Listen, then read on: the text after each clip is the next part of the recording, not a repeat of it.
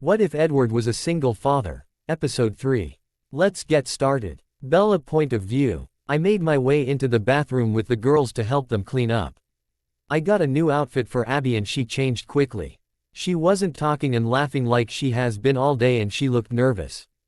Harper was helping Avery get the cake out of her hair, so I pulled Abby out to the girls' room. I sat down on Harper's bed and held my arms out open to her and she jumped up next to me and snuggled into my side. "What is the matter, Abby?" "Nothing," she whispered. "Is it because your dad's girlfriend is going to pick you up?" She just nodded her head. "Does she hurt you, Abby?" I asked hesitantly. "No, but she just says bad things to me and makes my daddy make me stay in my room all day." I felt a lump in my throat at her words. I wish there was something more we could do for her. We already kept her at our house most of the time, and Edward has talked to the school countless amounts of time.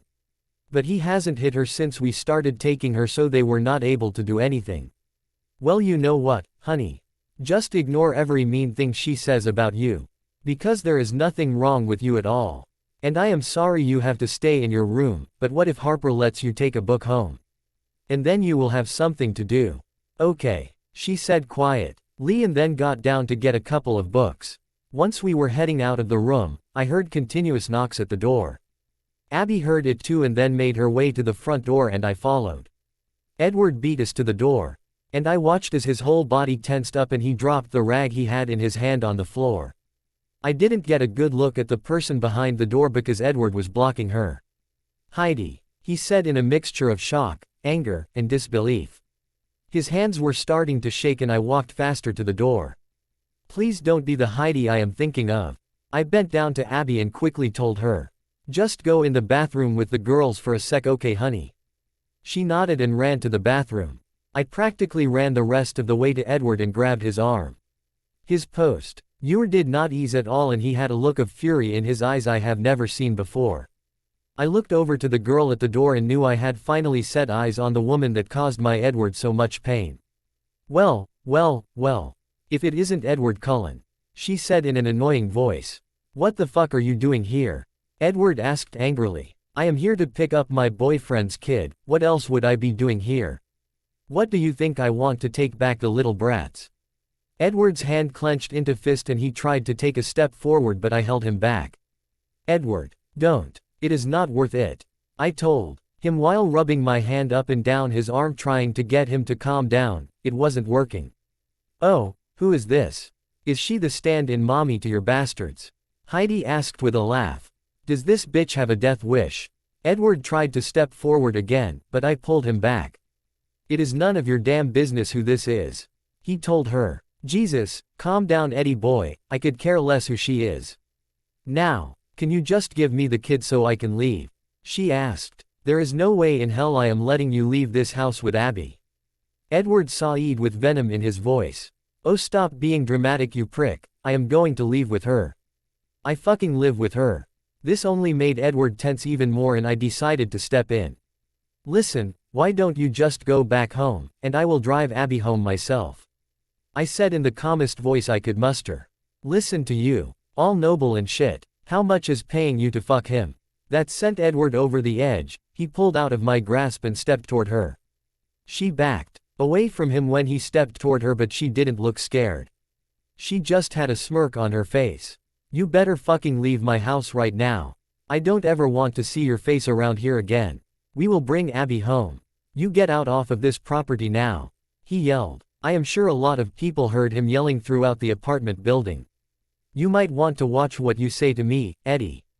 I think we all remember what my boyfriends do to people who mess with me." Now that was just crossing the line. Edward moved closer to her and I pulled him back as hard as I could and stepped in front of him. "Shut the fuck up. Leave now," I screamed at her, all of my composure gone. Edward was behind me with his hands in his hair pulling at it. Heidi just laughed and then left down the stairs. I turned to Edward and brought my hands to his hands that were pulling his hair. I tried to pry his hands away and he was shaking so much. "Hey, babe, calm down okay? She is gone," I told him. I Fina. LLY got his hands out of his hair and I gasped at his face. He just looked so hurt, it made me physically hurt to just see him like that. He had tears pooling in his eyes and his eyes were frantic. I don't even know what to say, Bella. His voice got caught in his throat and I pulled him down to me so I could hug him. Shish, it's okay, Edward. Just take a couple of deep breaths. Don't listen to anything she says, okay? Don't listen to her. I'm here, babe. Just calm down please. I pleaded with him. He listened to me and took deep breaths while holding on to me. I rubbed my hands along his back until he finally got a hold of himself. He pulled away from me and kissed my forehead. Thank you, love. I am sorry if I scared you. Edward, stop. You don't need to apologize to me, I understand, okay? What do you need me to do? He looked like a lost little boy and I was falling apart seeing him so vulnerable. I just really need to see my girls. He said. Okay, go inside and just be with them. I will give you some time alone while I bring Abby home. No, Bella, you can't take her there. Edward, we have to. I don't want to bring her there as much as you don't, but we have to. If we don't, that would be like kidnapping. But she told me whenever Heidi is there, her dad makes her stay in her room, so she will be fine. I gave her some of Harper's books, and I will tell her to just stay in her room the rest of the night. He just nodded his head and took my hand to go to the girls. They were all in the living room and Avery was crying on Harper's lap. Harper looked scared, but she was staying strong for her sister. They heard. Abby was curled up in the corner of the couch. Edward ran to the girls once he saw that Avery was crying.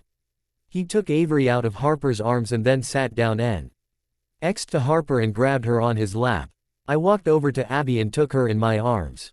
Daddy, who is that lady? Why did she make you so mad? Avery asked him with tears still falling down her pink cheeks. That was no one, baby. Don't worry about it, okay? I am not mad anymore, I am better now. Please stop crying, my love. He said and she nodded her head against his chest. He bent down, kiss her on the forehead and then turned to kiss Harper as well. Are you sure you are okay, Daddy? Harper asked while putting her hand on his cheek. She looked so worried. I promise. I am okay now. I'm sorry, Mr. Edward. I know she can be mean sometimes. Abby said from her spot on my lap. Edward looked at her and it looked like he was going to cry, but he held it in. You have no reason to apologize, sweetheart, it was not your fault. He said adamantly. She just nodded her head and I felt like such an asshole for having to bring her home. Abby, we have to go now. She just nodded her head and got up and went over to Edward and touched his knee. Bye, Mr. Edward. I had fun today, she said. Bye, Abby, we will have even more fun tomorrow, okay? She just gave him a small smile and a wave. I led her out to car and we made our way to her house. Once we pulled up I turned so I could look at her. Abby, I know you don't like to be home when Heidi is there, but all you have to do is just go right to your room and stay there, okay? If there is any problems, you have my number. She nodded her head and I walked her up to the door. Dimitri opened the door. Go inside, he said to Abby. She immediately stepped by him and into the house. You better tell your little boyfriend to watch his mouth. He didn't, I started to say, but he just slammed the door in my face. I sighed in frustration and made my way back to the car. I drove off and just wanted to go home. I was halfway there when my phone rang.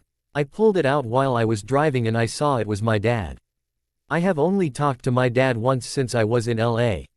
He called me to apologize for what happened and admitted that he paid Jacob to kiss me and get it photographed. I flipped out on him on the phone and said some things that I never thought I would say to my father. Even after I screamed at him, he still told me he didn't agree with my relationship with Edward. So I hung up on him and haven't talked to him since. Hello, I said. Hey, Bells. Happy birthday. Thank you. There was an awkward moment of silence, but there was no way I was breaking it. I did nothing wrong. Look, Bella, I am tired of your immature behavior. Are you serious right now? I asked in disbelief. Yes, I am serious. You are acting like a stubborn little girl who didn't get her way. You are saying I am immature and I am acting like a stubborn child who didn't get their way. Well, newsflash, Dad. That is actually you. You are just mad because there is nothing you can do to get me away from Edward. I already have all that I want and need. So unless you are willing to grow up and talk to me like a normal adult, don't call again, I said and then hung up on him. I am normally not so disrespectful toward my father, but to me, to give respect you need to get respect, and my father was not being respectful at all. When I got home, Edward and the girls weren't in the living room, so I went to see if they were in the girls' room. It was only 7:45, so I don't think they were sleeping. As I was walking down the hall, I heard Edward and Harper talking. I didn't like that lady that was here. Harper said to Edward, I didn't like her either, baby, but you don't ever have to worry about her, okay? Yeah, but she made you so mad. She said, sounding panicked and close to crying. Hey, don't worry about me, honey. I am fine. Yes, she made me mad, but I got over it and it is done now. I heard her sniffling and then I walked to the living room because I didn't want to eavesdrop. I went to the kitchen to get stuff to clean the cake all over the living room. Just as I was finishing up, Edward came out. He sat down on the couch. Come here, love, he said while opening his arms out. I put the cleaning stuff on the coffee table and made my way over to him. I sat down next to him and wrapped my arms around his waist and he wrapped his arm around me. I'm sorry, Bella. My head shot up to his. Why are you apologizing to me? Because this must have been the worst birthday of all the 26 years of your life. No, not at all, Edward. This has been the best birthday of my life. Sure, it sucked when Heidi was here and I had to see you so upset, but before that, I have never been so happy in my life. I got to spend the day with the most important people in my life. I love you, Bella. I seriously don't know what I would ever do without you in my life. He said against my head. I love you too, babe. And you will never have to find out. I am not going anywhere. Blank. I was sleeping comfortably when all of a sudden I felt Edward quickly get out from my side and heard his feet running in the distance. I got up quickly and panicked because he got up so fast. I got up after him and followed the noise that was coming from the girls' room. I could hear Avery coughing and crying from the room. I walked in and saw Edward on her bed holding her and Harper next to them and rubbing Avery's back. What is the matter? I asked as I sat down next to Edward and rubbed Avery's back along with Harper. She was coughing pretty hard. Edward saw it and I could see he was hurt to see her like this. Avery was crying softly and she would stop to cough every now and then, which would make her cry even more. Shish, baby, it's okay. Bella, can you go get the thermometer from the medicine cabinet? I nodded my head and went to get it and came back seconds later. I handed it to Edward and he bit the cap off with his mouth. Here, baby, can you just hold this under your tongue until it beeps? She nodded her head and he put it in her mouth. It beeped seconds later and then Edward looked at it. 99.7. He started to shift Avery onto my lap so he could get up, but she was not having that. She clung tighter to his neck and whimpered when he tried to let her go. What do you need, Edward? I will go get it. I said. Can you just go get my phone, please? I am going to call Carlisle. I nodded my head and kissed his forehead before I went to get the phone. I looked at the time on his phone and saw that it was 5:30 in the morning. Here, babe, I said and then handed it to him. He took the phone and called Carlisle. Harper crawled onto my lap and put her head on my chest. She had one of her arms out holding one of Avery's hands. Edward finished up his conversation with Carlisle and then sighed. He said her fever isn't that bad and we shouldn't worry, but he will see her at 9 when he gets to work. I no wanna go to a doctor, Daddy. Avery said. I know you don't, baby, but we are going to see Carlisle and he is going to try and make you feel better. He told her in a soothing voice. Now why don't you let me put you down so me and Bella can go get some things to make you feel better? Okay, but can Harper wait with me? Avery asked. Of course she can, baby. Edward said and then gently laid her back on the bed. Harper got off of my lap and then laid down next to her and put her arms around her little sister. Edward kissed both of their heads and I did the same before we left the room. I will go get her a glass of water. Why don't you go see if there is Motrin or something in the medicine cabinet? I told him. He nodded his head, but instead of going to the bathroom, he walked up to me and hugged me. This is going to kill me, Bella, if she is sick. I ran my hands through his hair. I know, babe, but she has all of us to help her, she will be fine. He just nodded his head against my shoulder and kissed me before he went to the bathroom. Blank. I was on my way to drop Harper off at school. Harper nearly threw a fit this morning because she was not happy with me and Edward because we made her go to school.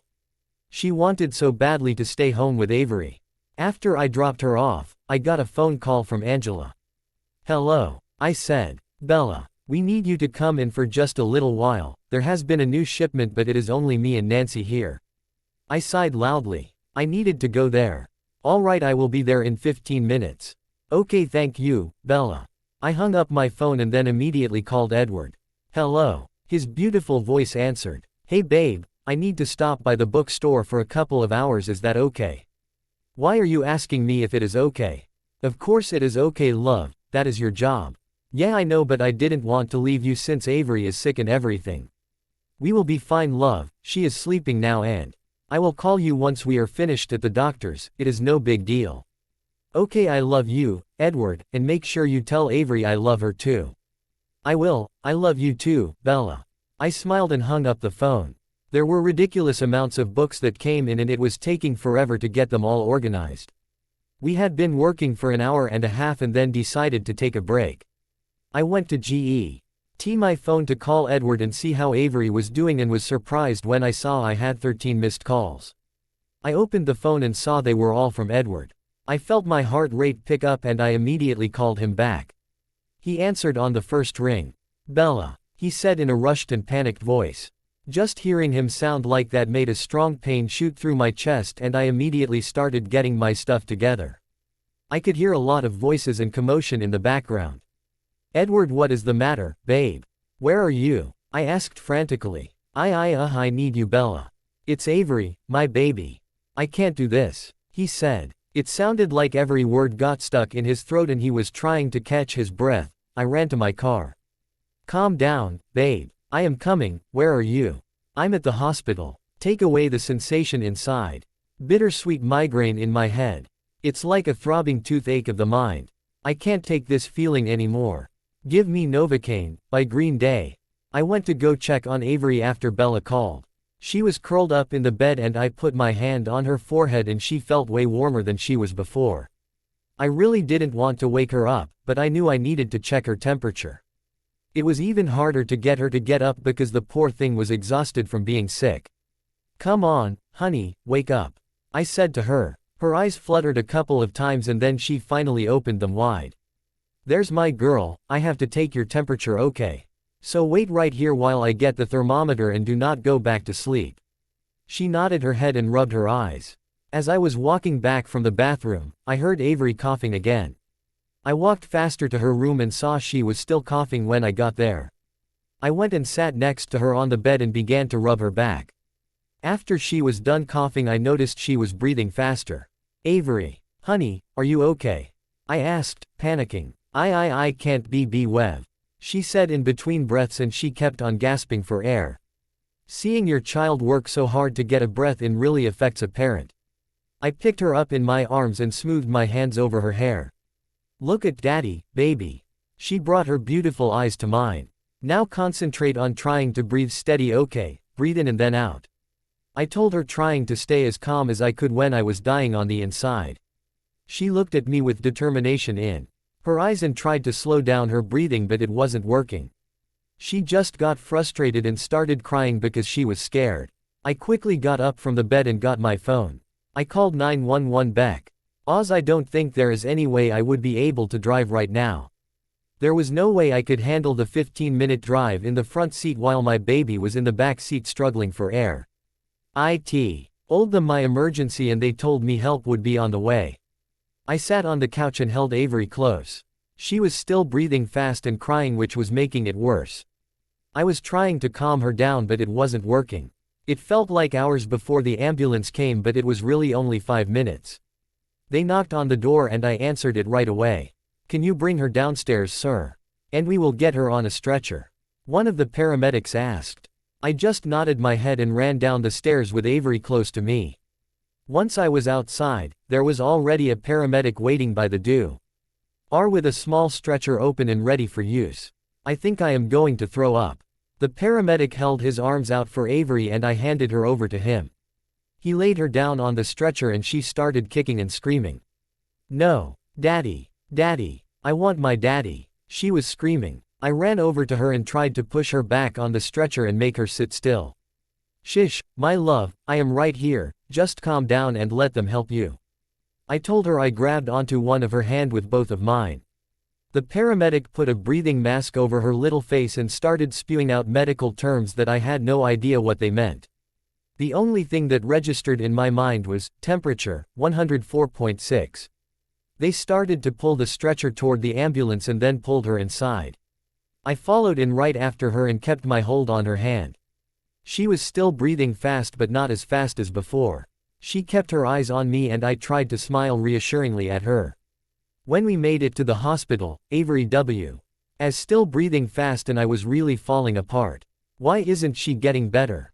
The paramedics pulled her out of the ambulance and there were 2 doctors waiting outside the doors.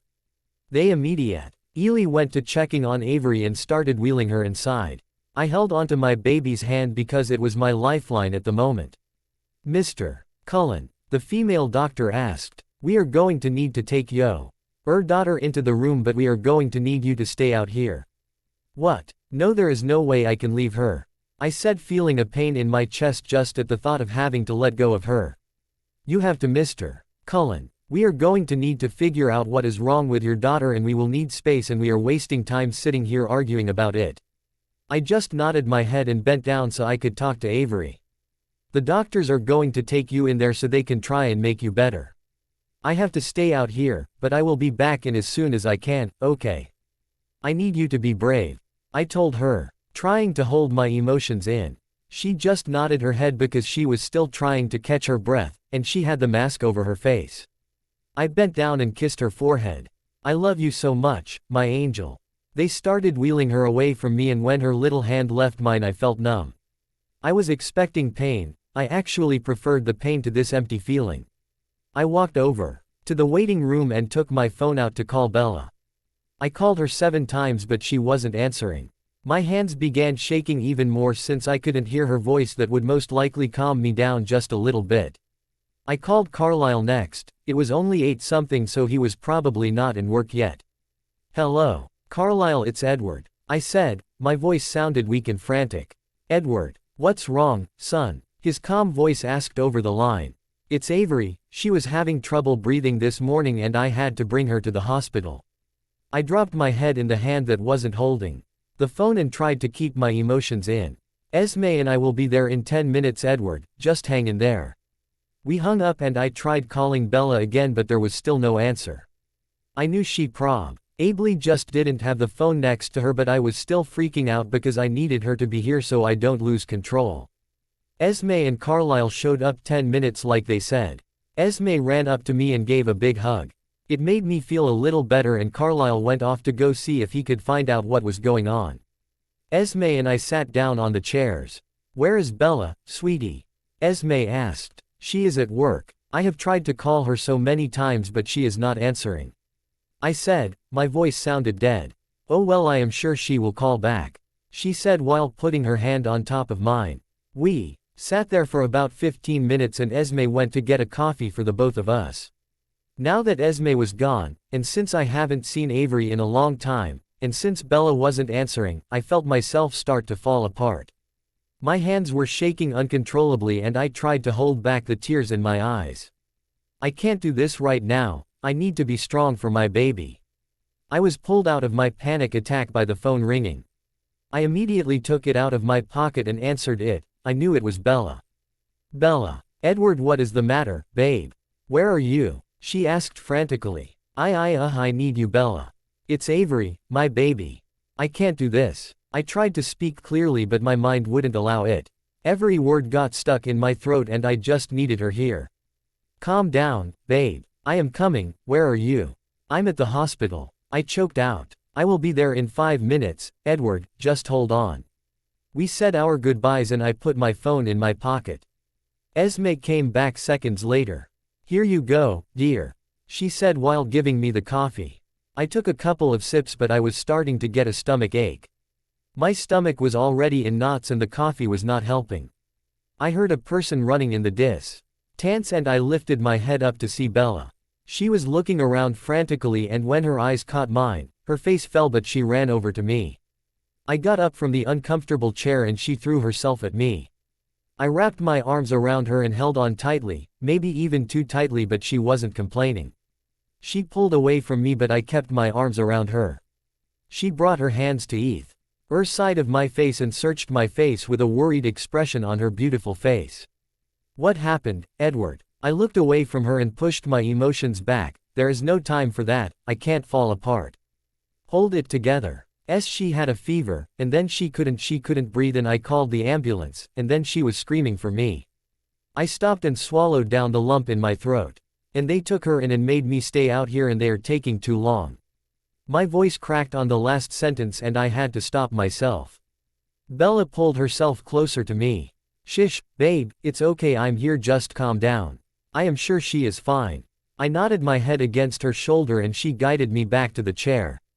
I sat down and Bella held my hand in both of hers. I stared off into the distance just waiting. Bella and Esme were talking but I couldn't hear anything. I was pulled out of my daze by Carlisle walking in the waiting room. He looked defeated and that only made the pain in my chest intensify. I shot up from my chair with Bella still holding onto my hand and made my way over to him. What happened, Carlisle? I asked anxiously. Come with me, he said and turned around and took us into a room where no one else is around. Carlisle shut the door and turned toward us. Avery has pneumonia, Edward. Well, that isn't too bad, right? There are antibiotics that work and stuff, right? He looked down and then looked back at me. Yes, there are antibiotics and they do work in most cases. He said hesitantly. In most cases? What do you mean in most cases? Normally children Avery's age with pneumonia can usually be sent home and given antibiotics and they will be better in a couple of days, but Avery is different. Cut the bullshit, Carlisle, and tell me what the hell you are talking about. I said in a raised voice. Bella held on tighter to my hand. Avery's immune system is weakened because of the circumstances of when she was born. It took a minute until his words finally registered with my brain. Heidi, that bitch is the reason why my baby will once again have to suffer. I can't take hearing stuff like this anymore. I can't do it. I try to push her out of my head and just forget about her, but it is like she is haunting me, causing my daughters pain even when she hasn't spent more than 5 minutes with them each. What does that mean for Avery? I asked while taking deep breaths.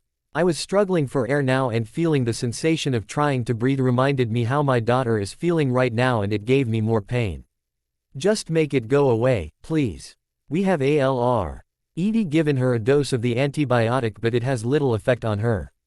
She is still struggling to breathe, she has a dangerously high fever, and she has vomited multiple times while we were in there. Right now we have her on oxygen and we will wait to see if that will help. And if it doesn't, if the oxygen doesn't help her in the next couple of hours, we may need to think about putting her on an assisted breathing machine. I shook my head back and forth, not wanting to hear any more. Carlisle stopped talking and just looked at me with hurt in his eyes. Bella came closer to me and hugged my arm. Is she going to be okay? I managed to get out. We are going to try our best, Edward. That is not what I wanted to hear. I wanted to hear this was all a joke. I wanted to hear that my daughter will be able to breathe without having to work for it.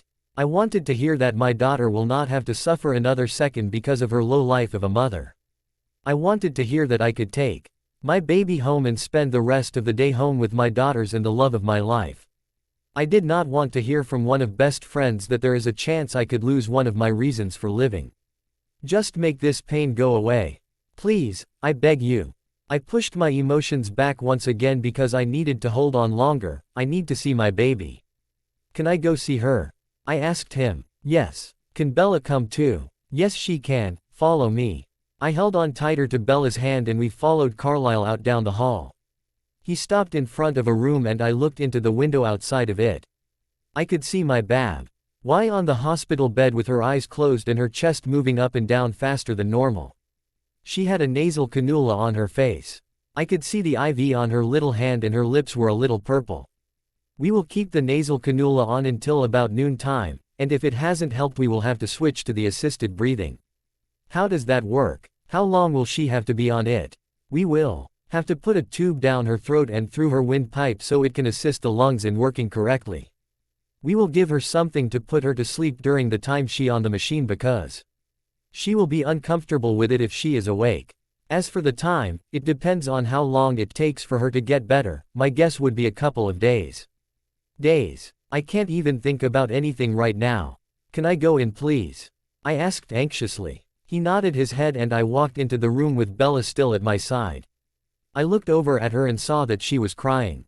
I pulled her closer to my side and made my way over to Avery's bed. I let go of Bella and sat down at the chair near her bed. Bella pulled up another chair and sat next to me. I grabbed onto Avery's hand and ran my hands through her hair.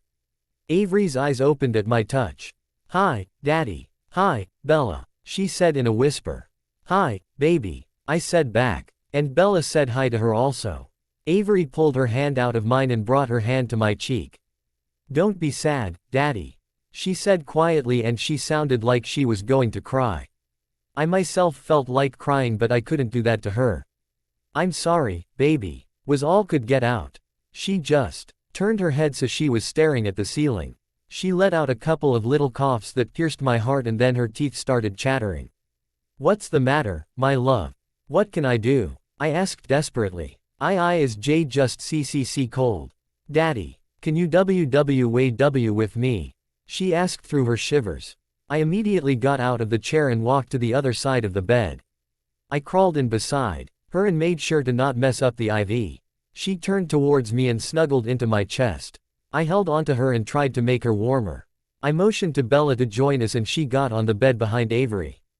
Bella wrapped her arm around Avery and our hands clasped in the middle. I felt a little better finally being next to Avery and also having Bella. It would be better if Harper was here. Being her in this hospital, thinking I may lose one of my daughters, made me want my other one close to me. I need Harper to be here. As I was lying there, I decided to say a prayer in my head. I am not a religious person, but I prayed anyway. "Jack, I need your help. Jack, help my baby, please help her. Blank. They ended up having to put Avery on an assisted breathing machine.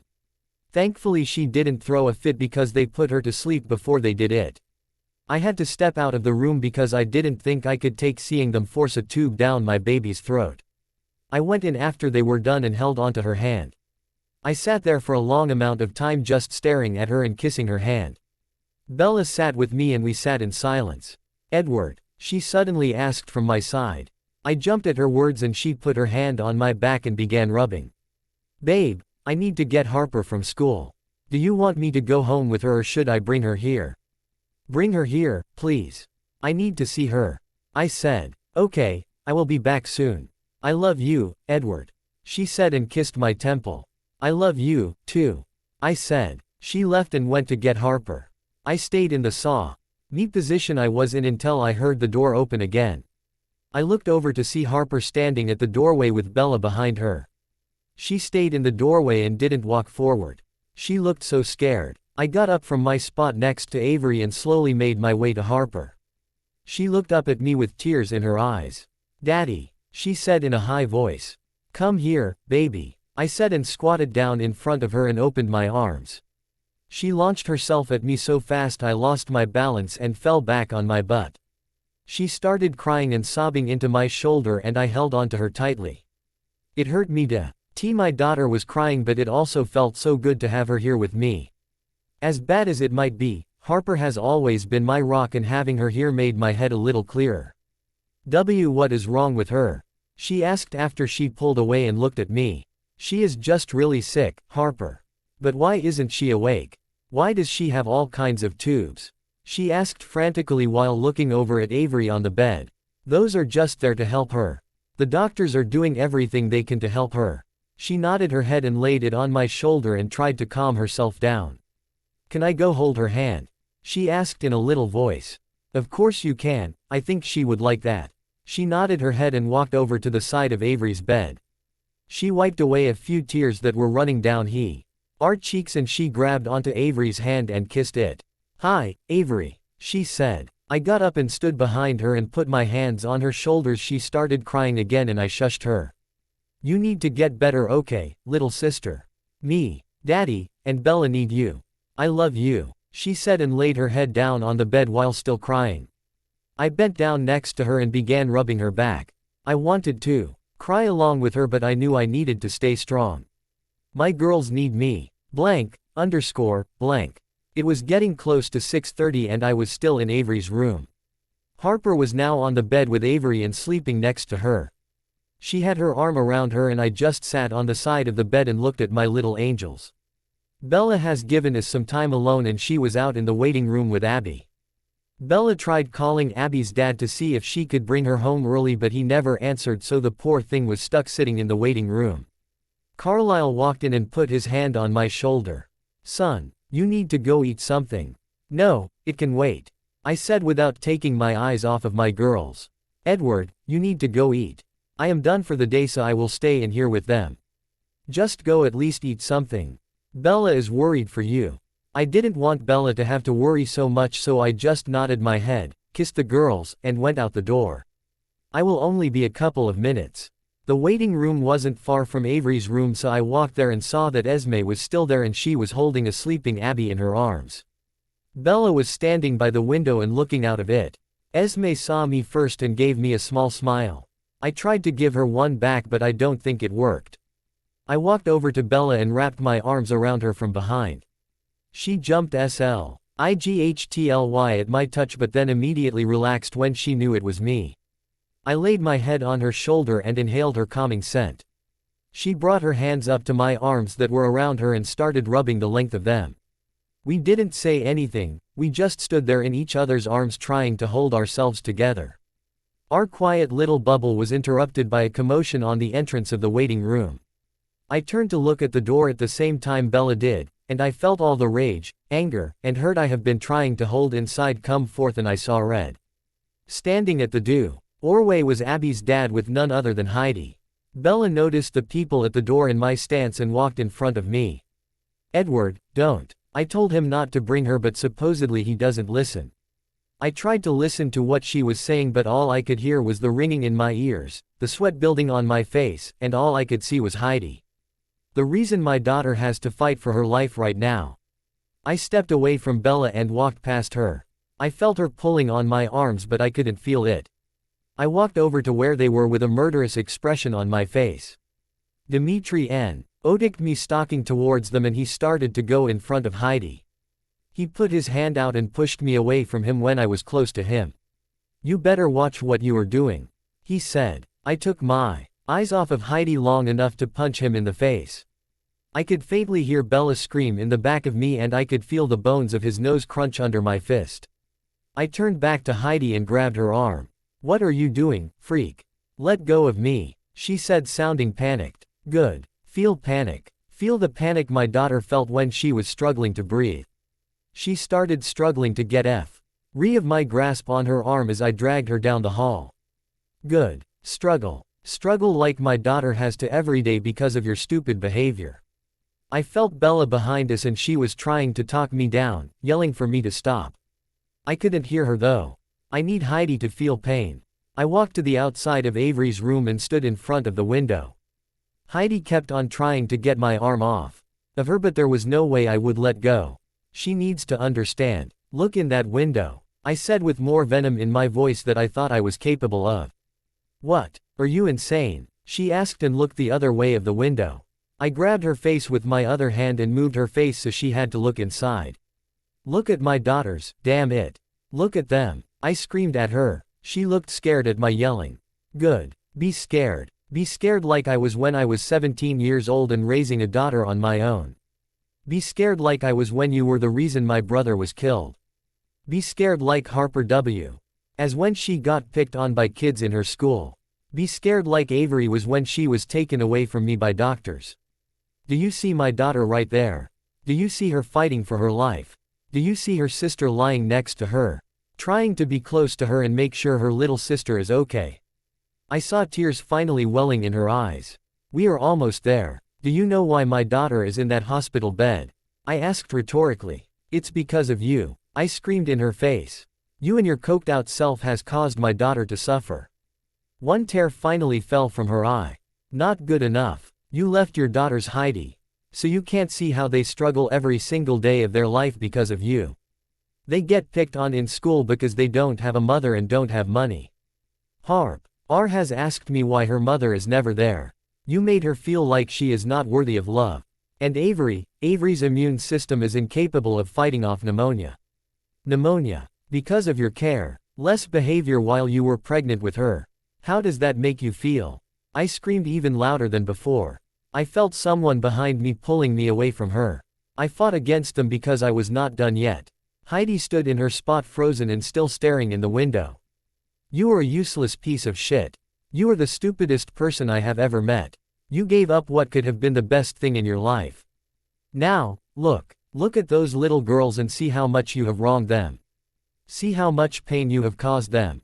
I screamed while still struggling against the now 3 men trying to hold me back. Tears finally began flowing down my cheeks. Heidi finally broke down and buried her face in her hands and sobbed. Good. Feel pain. Feel the pain my daughters feel every day by not having a mother in their life. Feel the pain Jack felt when he was killed. Feel the pain I felt when my parents abandoned me. Feel the pain I feel every day when I don't have enough money to give my girls everything they want and need. Feel the pain I feel right now in my chest. Feel it. Just leave. Leave and never come back. I don't ever want to see your fucking face again. I screamed and she started to run away. I stopped struggling against the guys, stumbled onto the floor. I braced myself on my hands and tried to catch my breath. I felt small hands on my back and I felt those hands pull me up. I looked up and saw Bella with tears streaming down her face and pulling me towards her. She sat back on the ground and pulled my head to her chest and just held me. I finally let everything go and held on tight to the woman that I love. I cried and sobbed into her chest. I let myself feel the pain I have been holding back all day. It hurt so bad. I screamed a couple of times at the feeling. Shish, Edward, please calm down. Everything will be okay. I love you, babe. I love you so much. I wanted to tell her I loved her too, but I couldn't. There was a crowd of people staring at us, but they didn't dare try and make us move or say anything. I noticed Carlisle sitting on the ground a couple of feet away from us and he had tears running down his face. After I was able to stand on my own, I got up and grabbed Bella along with me. I walked into Avery's room and laid down on the bed along with her and Harper. There was barely enough room on the bed, but I managed. Bella sat on the chair in front of me and held my hand that was across both of my girls. I felt slightly better, but the pain was still there. Just make it go away. Please. Take the very breath you gave me. Take the heart from my chest. I'll gladly take her place if you'll let me. Make this my last request. Take me out of this world. God, please don't take the girl. Don't take the girl, by Tim McGraw. Bella point of view. Is there any way we can find out where she is going to go? I asked desperately. There is nothing we are able to tell you right now, Ms. Swan, since you are not family. But she is very close to me and my family. She has been like a third daughter. I said, feeling tears in my eyes. The woman on the other end sighed. Look, I am really not supposed to tell you this, but there has been a couple who is already interested in adopting Abby. That made me feel a little better, but not really. Me and Edward talked about this. He said he would rather we take her and than have her stay with strangers. I have been trying to call social services to let us take her, but since me and Edward weren't married, and had no relation to Abby, they have kind of made us the last resort. Well, could you maybe give her adopted parents our number so we can at least check up on her? Or maybe see her, because our oldest is Abby's best friend. I will be sure to do that, she said, and then we hung up. I put the phone on the coffee table and leaned back on the couch. I brought my hands up to my face and rubbed my eyes. It has been a tough week and so much has been going on. Edward has been at the hospital every night since Avenue Rye was admitted on Tuesday and it is Monday now. I miss him so much and I try to be at the hospital for as long as I can because Edward is really falling apart with each day that passes. Harper has been really distant lately because of everything.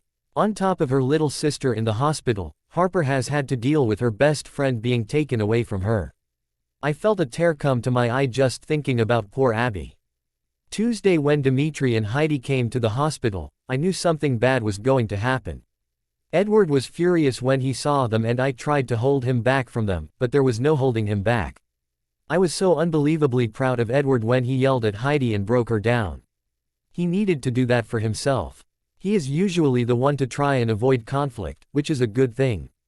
But he is usually so unselfish and never just stands up for himself. He usually stands up for the girls and even me, but never himself. And it felt so good to finally see him do that. But afterwards was what really broke my heart. Edward is the strongest person I know, and to see him so broken down hurt me more than I can say. Just holding him in my arms and feeling the pain in of him practically rolling off of him, and then hearing him scream because the pain hurt him so much, was enough to have me crying on the floor with him. I just wish I could have taken it all away from him. I wish I could feel that pain instead of him. Edward doesn't deserve that. He doesn't deserve any of the bad shit that has happened to him. Now back to Abby. I wasn't there to see what happened, but I got the story from Carlisle and Esme.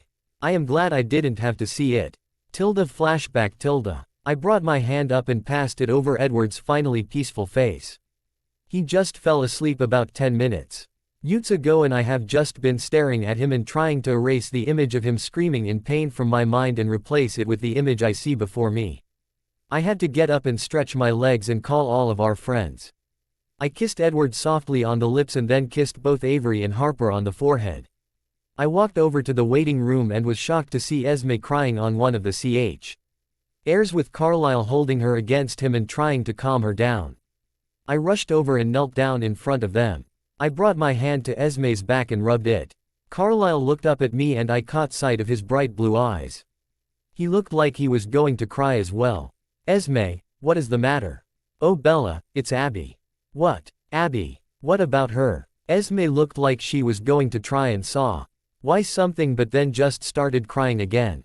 Carlisle held her tighter and then cleared his throat. I looked up at him and hoped I didn't have to hear the words that came out of his mouth.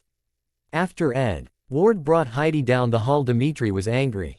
He tried to go after Heidi, but one of the orderlies held him back. That made him even madder and he went to get Abby to leave. But Abby was sleepy. And Esme tried to tell him to be gentle and quiet. He obviously didn't listen and practically ripped Abby out of Esme's arms. Abby woke with a start and then started screaming and crying for Esme. Esme began sobbing even harder and Carlisle hushed her before starting again. Then he got really mad and he threw Abby to the ground and kicked her in the stomach twice. I gasped and brought my hand to my face trying to hold in the cry that I knew was inevitable. Esme was still sobbing and Carlisle was just looking down, shaking his head. Is she okay? Where is she? She sprained her wrist and she had 2 broken ribs. The police arrested Dimitri and social services took Abby into their custody. My head shot up to his. What? We would have kept her. I tried to tell them that Bella. But since you guys aren't family and really don't have any legal claim on her, they just left. Esme finally took her head off of Carlisle's chest and looked at me. Bella, I talked to Abby before she left. And she told me to tell you and Edward that she loves you and thank you for being nice to her. The tears fell even faster now. Why do bad things always happen to good people? End flashback. Esme was really affected by what happened to Abby because her and Abby became close. Every time I would have to bring Avery to her lessons, Abby was with us and we always would hang out afterwards, and she loved Esme and Esme loved her. Avery was still on the assisted breathing and we will find out today if she will finally get to be taken off of it. Harper has been staying home from school ever since Avery has been in the hospital. We tried to make her go on Wednesday, but she threw the fit of all fits and Edward just gave in and said she didn't have to go. I was just about to get up to go wake up Harper so we could go to the hospital, but when I got up from the couch, I saw she was already dressed and ready with a book in her hand. Can we go now? She asked. Yeah, just let me get dressed and stuff. Can I call my dad? She asked while shuffling her feet. Harper absolutely hated being away from Edward at a time like this. She would cry every night we had to leave and you would think it was because she was jealous that he was staying with Avery instead of her, but that wasn't it at all. She told me the first night we had to leave that she didn't want to leave her dad alone because then he would get even sadder without us. You can try, but he might still be sleeping, it's pretty early. She sighed softly. Okay, I will just wait, I guess. I walked over to her and gave her a small hug and bent down to kiss her hair. I love you, Bella, Harper said against my stomach. I love you too, sweetie. I kissed her head one more time and then made my way to the bathroom to get ready. ___. We made it to the hospital about a half an hour later. After we got ready, we got Edward a coffee and some breakfast. We made our way to Avery's room and saw that Edward was still sleeping. He was curled up on a small cot that they give him to sleep on. He was sleeping on his side and he had one hand holding one of Avery's. Harper put the bags she was holding on the tab, lay in the room and then laid down next to Avery on the bed. I sat down next to her. I reached over and pushed a piece of Edward's hair out of his face. He jumped at the feeling and opened his eyes immediately. "I'm sorry," I said and pulled my hand away. He relaxed a little when he saw it was me and gave me a small smile. "It's okay, love. What time is it?" "It's a little after 8. Wasn't Carlisle supposed to be here at 7:30? "Well, usually he does, but he called last night and said he had something to do, so he won't be here until 10. I nodded my head and brought my hand back to his face. "Did you get much sleep last night, babe?" He shrugged his shoulder and looked down at Avery and then grabbed Harper's hand. "A couple of hours." I sighed because that was all he slept these past couple of days. He then brought his attention to Harper. "Hello, my love," he said while rubbing his hand up and down her arm. Harper had her eyes on Avery and then looked up at Edward. "Hi, Daddy. We brought you some breakfast." He leaned over Avery and kissed Harper's forehead. "Thank you, baby," he said and then got up from the cot. I got up with him and went to get the breakfast sandwich from the bag and I saw Edward stretching in my peripheral vision. He came up next to me and wrapped his arm around my waist and kissed my temple. "I love you," he said in my ear. I smiled and turned towards him. He had dark rings under his green eyes and he just looked so tired. I grabbed his face and brought it down so I could kiss him. I pulled away from him and wrapped my arm around his waist. I grabbed his sandwich and held it out to him. "Eat." "Yes, ma'am," he said with a tiny smile. It wasn't my Edward's smile, but it was good enough for now. So we spent the rest of the morning in Avery's hospital room. Edward, Harper, and I sat at the little rolling table and played Uno. As we were playing, Edward was trying to get his spirits up for Harper's sake because she kept on looking at him with a worried expression and making sure he was okay. He was doing a good job of it, but I always caught when he would just look at Avery and stare at her sadly. My poor Edward. It was around 10:30 when Carlisle finally walked in with a huge smile on his face. "Edward, Bella, Harper, come outside for a minute," he said with the smile still intact on his face. We all got up and walked toward the door. Edward looked hesitant but with on. Look at Harper's face, he sighed and kissed Avery and then walked out with us. Carlisle was practically running out to the waiting room and we all gasped at what we saw. Or rather who we saw. "Abby!" Harper yelled and ran straight at her. Abby was standing in the waiting room with Esme by her side. Abby held her arms out but only to stop Harper from hugging her. "Sorry, my stomach hurts," she said, in her sweet little voice that was so good to hear. I looked over at Edward to see he was smiling, but it still wasn't an Edward smile. Harper hugged Abby gently and Abby hugged her back as best she could with her wrist wrapped up.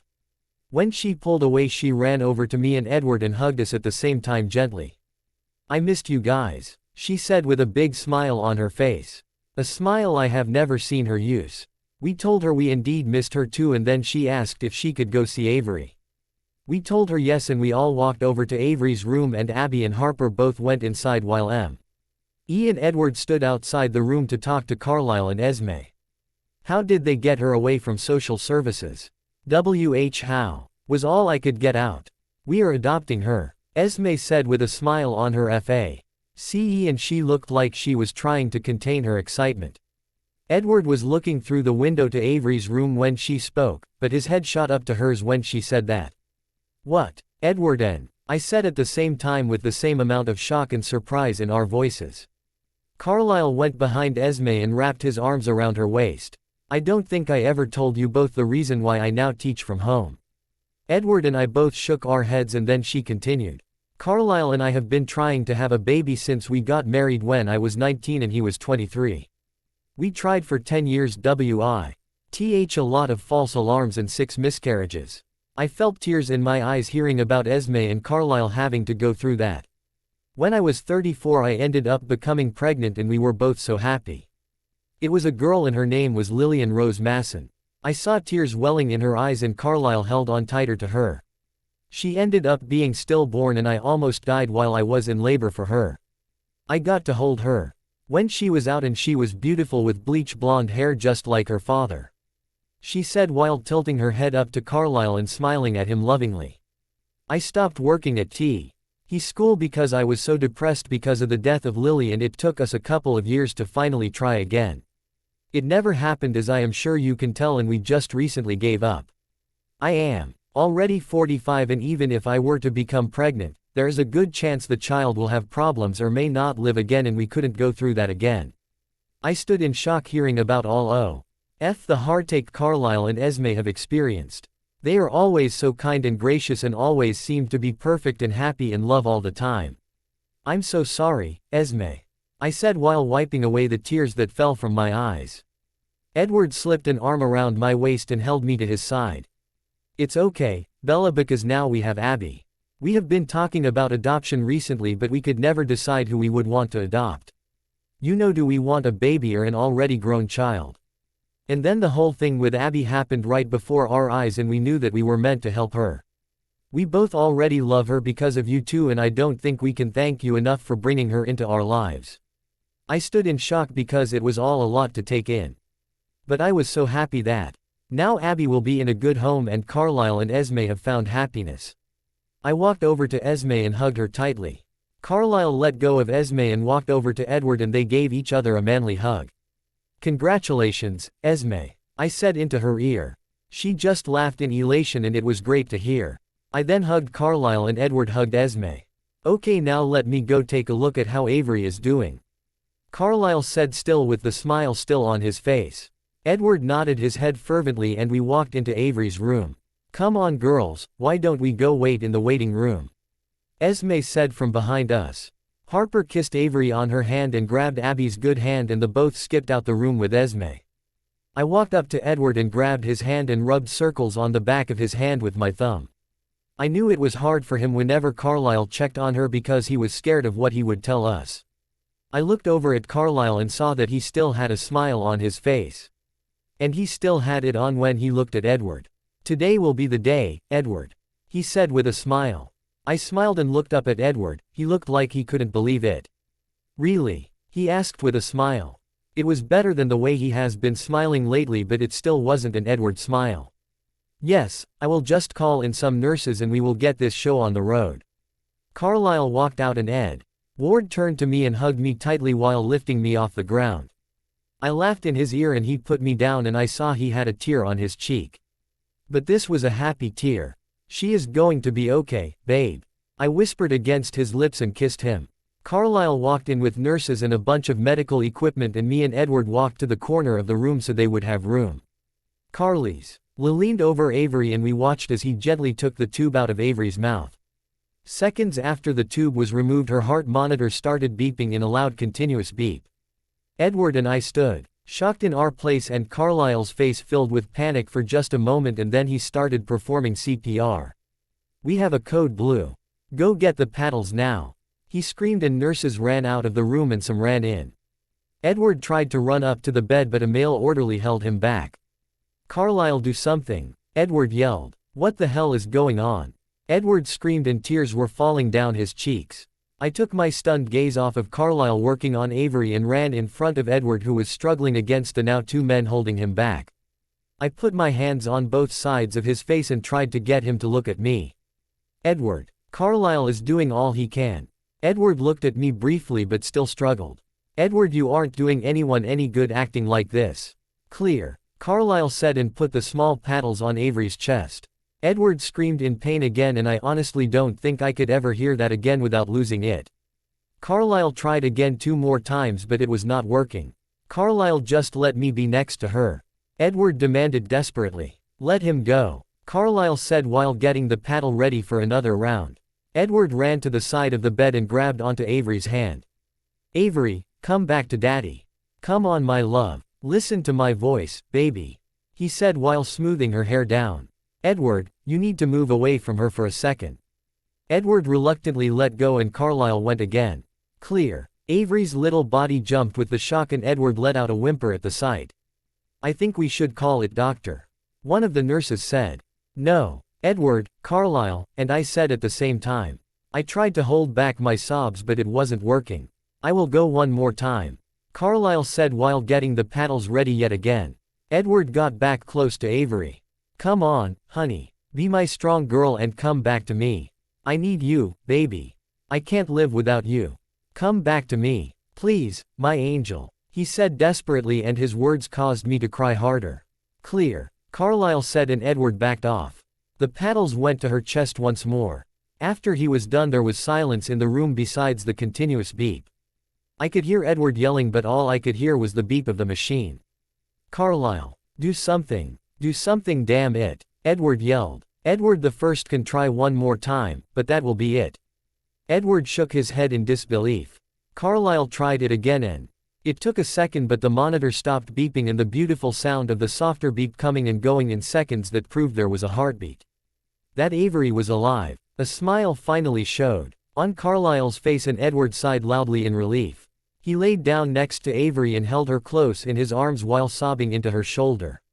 She wasn't awake yet. I ran over to Edward and rubbed his back and kissed his head. I bent down and kissed Avery multiple times, so happy that she is okay. Carlisle walked over so he could see Edward's face. What happened, Carlisle? Edward asked once he was in front of him. It seems she became dependent on the machine and once it was removed, her body forgot how to breathe, which caused her heart to stop. Edward held onto her tighter. When will she wake up? I asked him. I would give her a couple of hours. She is a strong girl, Edward. Edward nodded his head in agreement and Carlisle left the room. Blank. It was now 2 in the afternoon and Harper, Edward, and I were all gathered around Avery's bed. The nurse said it will be any minute now that she will wake up. We all sat in silence and all breathed a sigh of relief when Avery's beautiful green eyes fluttered open. She looked around at all of us and then smiled. Hi, she said in a groggy voice. She whimpered a little when she spoke and Edward became worried again. What's the matter, baby? My throat hurts, she said softly. Edward nodded and bent to kiss her on the forehead. What happened, Daddy? She asked. You were very sick, baby. So you have been sleeping for a long time, he said with a smile on his face and I could see tears in his eyes. Don't be sad, Daddy. Edward laughed and tears fell down his eyes. I am not sad, baby. I am just so happy. I'm so happy, he said and kissed her again. Harper jumped onto the bed next to Avery and wrapped her arms around her. I missed you, little sister. I love you. I love you too, Harper, she said and snuggled into her sister. And I love you Beulah. And she reached over and grabbed my hand. I felt my own tears building up. I love you too, sweetheart. She then looked over to Edward and looked at him like he was the king of her world. And you know I love you too, Daddy. Right. Edward laughed again. I know baby, and I love you so much, he said and laid on the other side of Avery. Come way with us, Beulah, Avery said while waving me over. I went over and laid on the side of Harper. So we stayed there, all of us as a family lying together and soaking in the love that surrounded us. We were all so happy to have sweet, beautiful, and special Avery back with us. I looked over at Edward and saw he had another tear that fell from his eye and I reached over to wipe it away. I hope I just wiped away the loss. Tear I will have to see fall from Edward's eyes in a long time. He mouthed that he loved me and I mouthed it back because there was no other statement that would be truer. This man owns me. We all heard Avery say in disgust in the middle of us. What's the matter? Edward asked. Why did you put an ugly blue nightgown on me, Daddy? I saw Edward try to hold back a smile but it wasn't working. I thought blue was your favorite color, he said, teasing her. She looked at him like he was so stupid. Are you kidding right now? She said with a quirked eyebrow. Harper and I both cracked up laughing but Edward continued teasing her. No, what are you talking about? Why are boys so weird? She asked while looking over to me and Harper with questioning eyes. Edward finally couldn't hold it in any longer and began to burst out laughing. Avery looked over at him with an amused expression on her face. And I looked at him as well. There is my Edward's smile. Today was a good day. Carlisle and Renesmee got the child they have wanted for many years. Abby got a new set of amazing parents. Harper got her best friend back. We all got Avery back. And I got my Edward back. Here we are at the start. I can feel the beating of our hearts. Here we are at the start. Darkness falls, here comes the rain. To wash away the past and the names. Darkness fall, here comes the rain. To end it all, the blood and the games. Vox Populi, by 30 Seconds to Mars. Edward point of view. What's talkin' so long? Avery asked anxiously from her spot on the hospital bed. She was already dressed in her regular clothes and she had her shoes on. She gets to come home today. I don't know, baby. The doctors have to do all the paperwork. I told her from my spot next to her on the bed. Harper was at school and Bella had to work. I can't it to go home and have both of my daughters with me and safe. And I absolutely cannot wait to be able to hold my Bella and just worship her. She truly is an amazing person. I feel like I don't deserve her. I can't wait to go home, Daddy. Avery told me while resting her head on my shoulder. I know, you have been here for a while. Avery only remembers being here for 4 days because that was how many days she has been awake. But being stuck in the hospital when you are 3 years old is tough. It caused her to be unbelievably cranky all the time, causing just about everyone around her to pull their hair out. I know it's driving me crazy, she said. I laughed and wrapped my arm around her and pulled her close to me. I kissed her forehead and she wrapped her arm around my stomach. I almost lost this. I pushed those thoughts out of my head and looked toward the door to see Carlisle walking in. Is there a little girl in here who would like to go home? He asked. Avery let go of me and jumped off the bed. Me, she said while jumping around. Well, tell your daddy to get off of his butt and get out of here. He told her excitedly. She ran over to me and grabbed my hands and pulled me off the bed. Come on, Daddy. I laughed and got up and scooped her in my arms. I walked up to Carlisle and gave him a half-man hug because Avery was in my arms.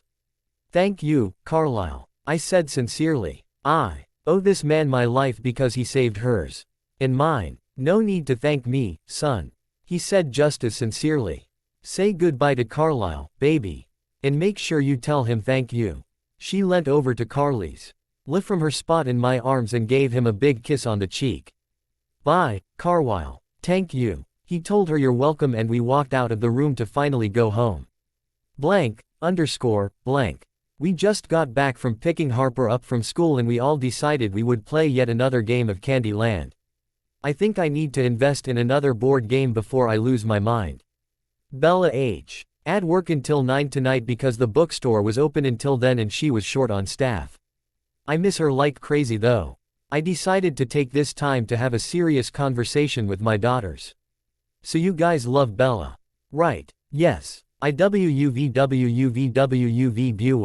Avery said with excitement. I smiled at her and then looked at Harper. I love Bella a lot, she said with a sweet smile on her face. Don't you Bua too, Daddy? Avery asked with big questioning eyes. I smiled. I love Bella very much. I told my daughters because it was entirely true. So what would you guys think about moving in with Bella in her house? I've never been to Bella's house, Harper stated. I know you girls haven't, but I haven't. It is really big and you both could have your own room. Really? Avery asked excitedly. Yes, really. What about you, Daddy? Will you have your own room? Harper asked with concern. I would share a room with Bella. And you will have a bed, right? I leaned over and kissed my daughter's worried little head. I promise I will have a bed. Then I think that would be great, she said excitedly and clapped her hands together. I looked over to Avery and saw she was nodding her head in agreement. Okay. Well, I will be sure to talk to Bella about it. But don't say anything to Bella until I have talked to her, okay? They both nodded their heads and then I began to become nervous for the next part. I cleared my throat. What would you guys think if I asked Bella to marry me? Harper's head shot up to mine and Avery squealed in excitement. That would be great. Can I wear a petit dress? Avery said. Well, I haven't even asked Bella yet. But if she says yes, then yes, you can wear a dress. She squealed again and got up to jump around in excitement. I laughed at her antics and then looked back at Harper. She was lost in her head, looking at the game board as she was deep in thought. Harper, what do you think? I would like that, but she looked hesitant to continue. What is it, honey? You know you can tell or ask me anything. Would that mean Bella would be our mommy? I was expecting them to ask this question and I thought about what I would say. I thought about it a lot and now she has asked it and I have no idea what to say. It's not like I really talked to Bella about them one day calling her mom and all that. I haven't talked to Bella about it, but I am sure you could ask her. Harper nodded her head. I would like to call Bella my mom. She said quietly. Yeah, me too, Beulah would be the best mommy ever. Avery said while throwing her hands out in the air for emphasis. So when are you going to ask her? Harper asked. I was thinking tomorrow, but I need to get a ring. Would you guys want to come with me? Yes. They both yelled at the same time. I laughed. All right, let's go then. I said and we were out the door in no time. Blank. I pulled up to Zales because it was the closest to our house. If there wasn't one in there that I liked, then we would go to another store. I parked the car outside of it and put on my Red Sox hat and sunglasses. The paparazzi still finds a way to get shots of me and Bella every now and then. It slowed down a little after her father's new product was out. But they still came around.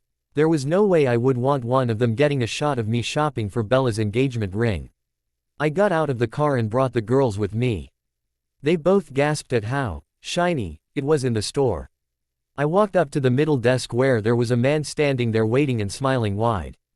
Hello, he said happily. Hi, I said shortly and the girls both waved at him absent-mindedly because they were too distracted by everything that was going on. And what can I help you with today? He asked. I was looking to buy a ring, an engagement ring. Okay, and do you have a budget or any preferences? I can't afford anything more than $500, so does that leave me many options? I asked, feeling like an asshole. I should be able to buy Bella the most expensive and beautiful ring in this store. But I know Bella, and she wouldn't care either way. Oh, that gives you many options. He then started pointing out all of the rings that he had available. The girls looked with me, and there were a lot that just weren't right. Not Bella. Daddy, look at this one, I heard Avery say while pointing at one that both of the girls were looking at. I walked over to them and then I knew I found the perfect one. It had a white gold band with 3 diamonds on it. There was a large one in the middle, with 2 smaller ones on either side of it. I thought it represented us well, because if she was agreeing to marry me, she was also agreeing to be a part of the girls' lives. It's perfect, sir, I asked, trying to get the salesman's attention. I think I will get this one. Alrighty then, that is a wonderful choice. Do you do any engravings on rings? Yes we do, sir. What is the fastest you can have it done? The earliest can be by tomorrow morning. Perfect. Daddy, can Abby please come over today?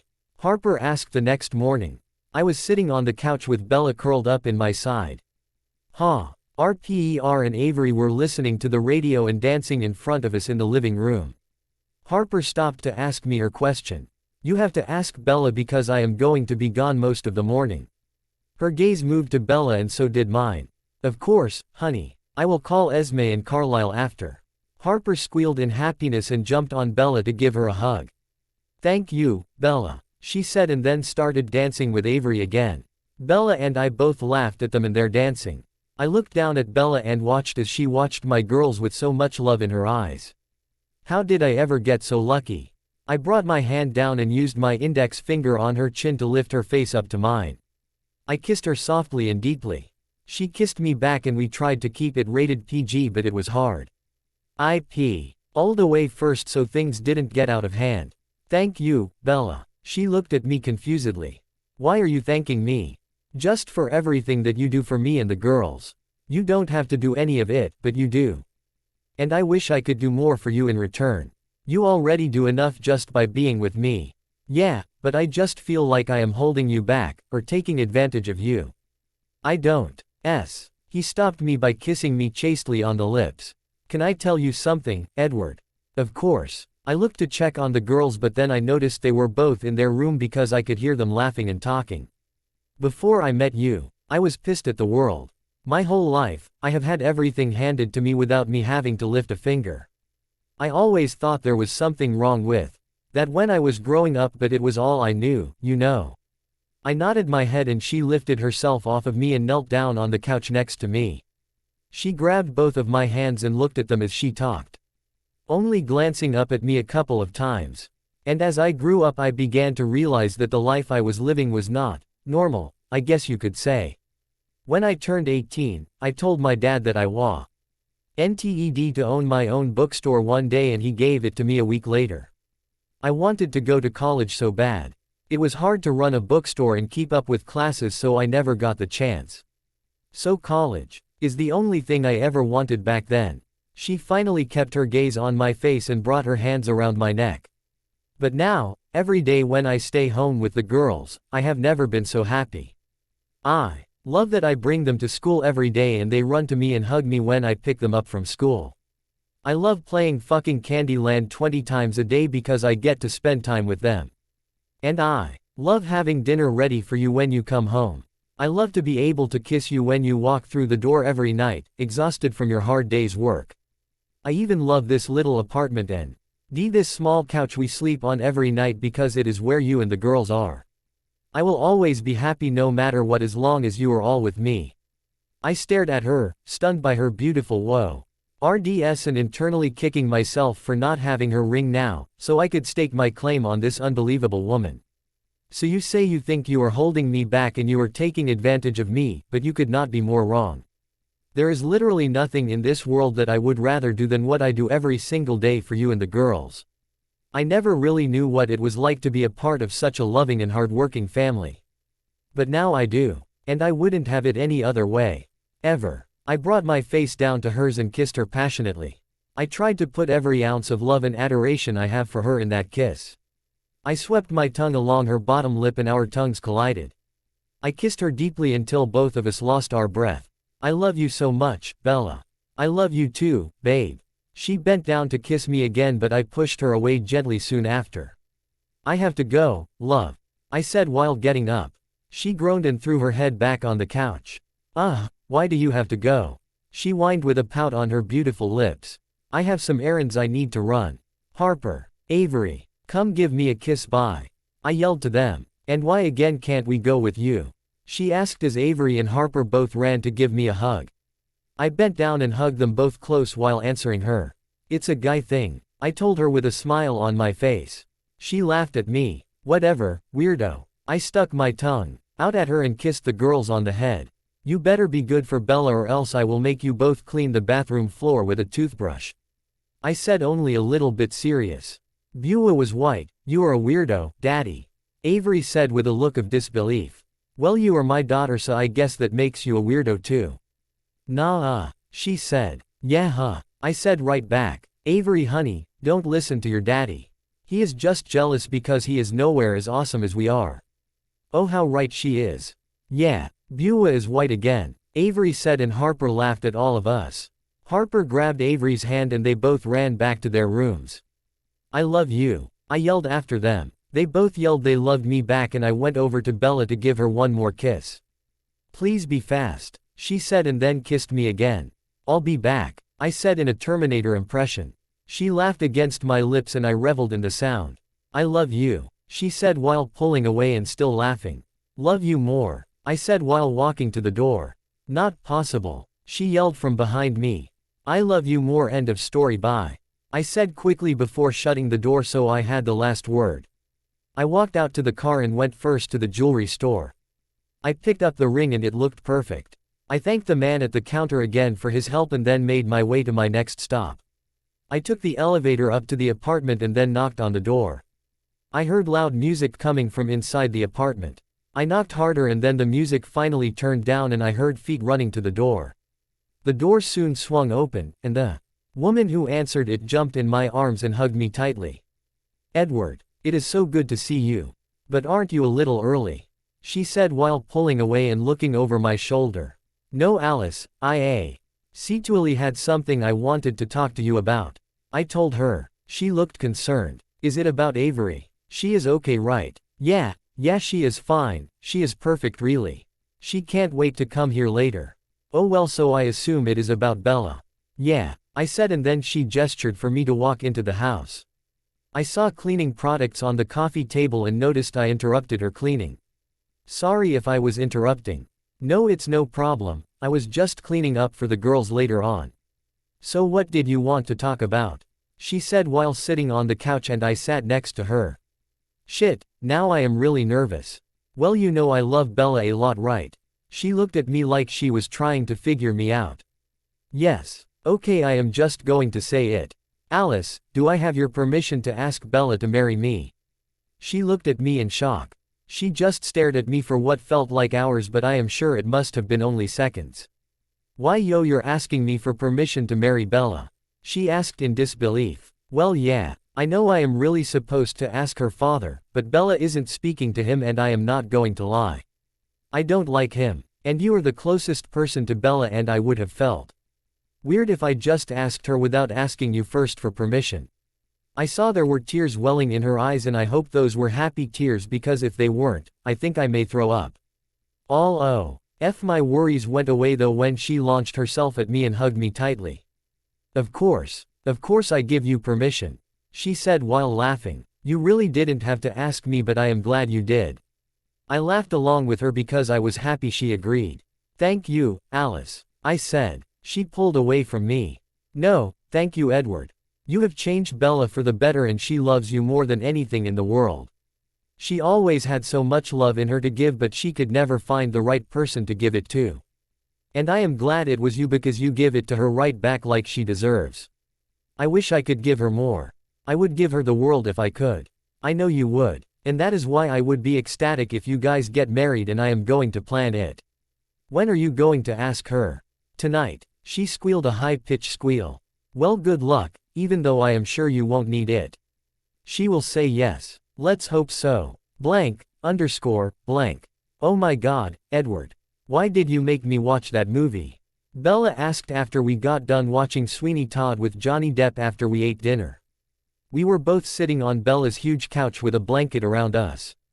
I didn't make you do anything. We both chose it. I actually thought it was pretty cool. Well, all I know is I am not going to want to get a haircut anytime soon. Why? You don't like the idea of body parts being used to make meat pies after you die? She gave me the look Avery gave me a lot. Are you really that stupid? Look. You know, Edward, sometimes I wonder about you. I laughed at her comment and pulled her in to kiss me. Her hands shot down to the bottom of my shirt and she tried to take it off. Wait a minute, love. She groaned and then pulled away. Okay, she said, looking but still giving me her full attention. I need to talk to you about something. All impatience was gone and her face looked concerned. Okay, she said again. Well, I have been thinking and I wanted to ask you if maybe you would allow for me and the girls to move in here. She gasped softly and brought her hand to her mouth. Oh shit, that was too forward. I mean, if you don't want us to, that is fine. Well, you said you would, and she cut me off by slapping her hand over my mouth. Edward, stop talking. I nodded my head and wiped my sweating hands off on my pants. My hands were shaking and Bella noticed that and began to laugh. She pushed closer to me and hugged me around my neck. Oh, Edward, you get so nervous for no reason at all, my love. So is that a yes? I managed to get out with the knots in my stomach. She began to laugh harder and pulled away from my neck and kissed me hard on the mouth. That is a fuck yes. I stood stunned because she said yes and because Bella's swearing is fucking sexy. But I have to ask, why now? Why do you want to move in now? This I can answer, because I have thought about this for a while. Well, after the whole thing with Avery, I kind of had an epiphany, I guess you could say. I just realized that life is too short. I realized it is too short to be letting my manly pride get in the way of giving you and the girls everything that I am capable of giving you. I still feel like an asshole by moving into your house when I barely have to do anything, but that is all stuff that has to do with me, and I will just have to deal with it. I will find a way to somehow make it up to you. She started to talk, but I already knew what she was going to say, so I stopped her by kissing her gently on the lips. I know you don't think I owe you anything, but I do. So for my own sanity, please just let me try and help you any way I can. A beautiful smile spread across her face and she began to laugh again. Then my Bella squealed like Avery would.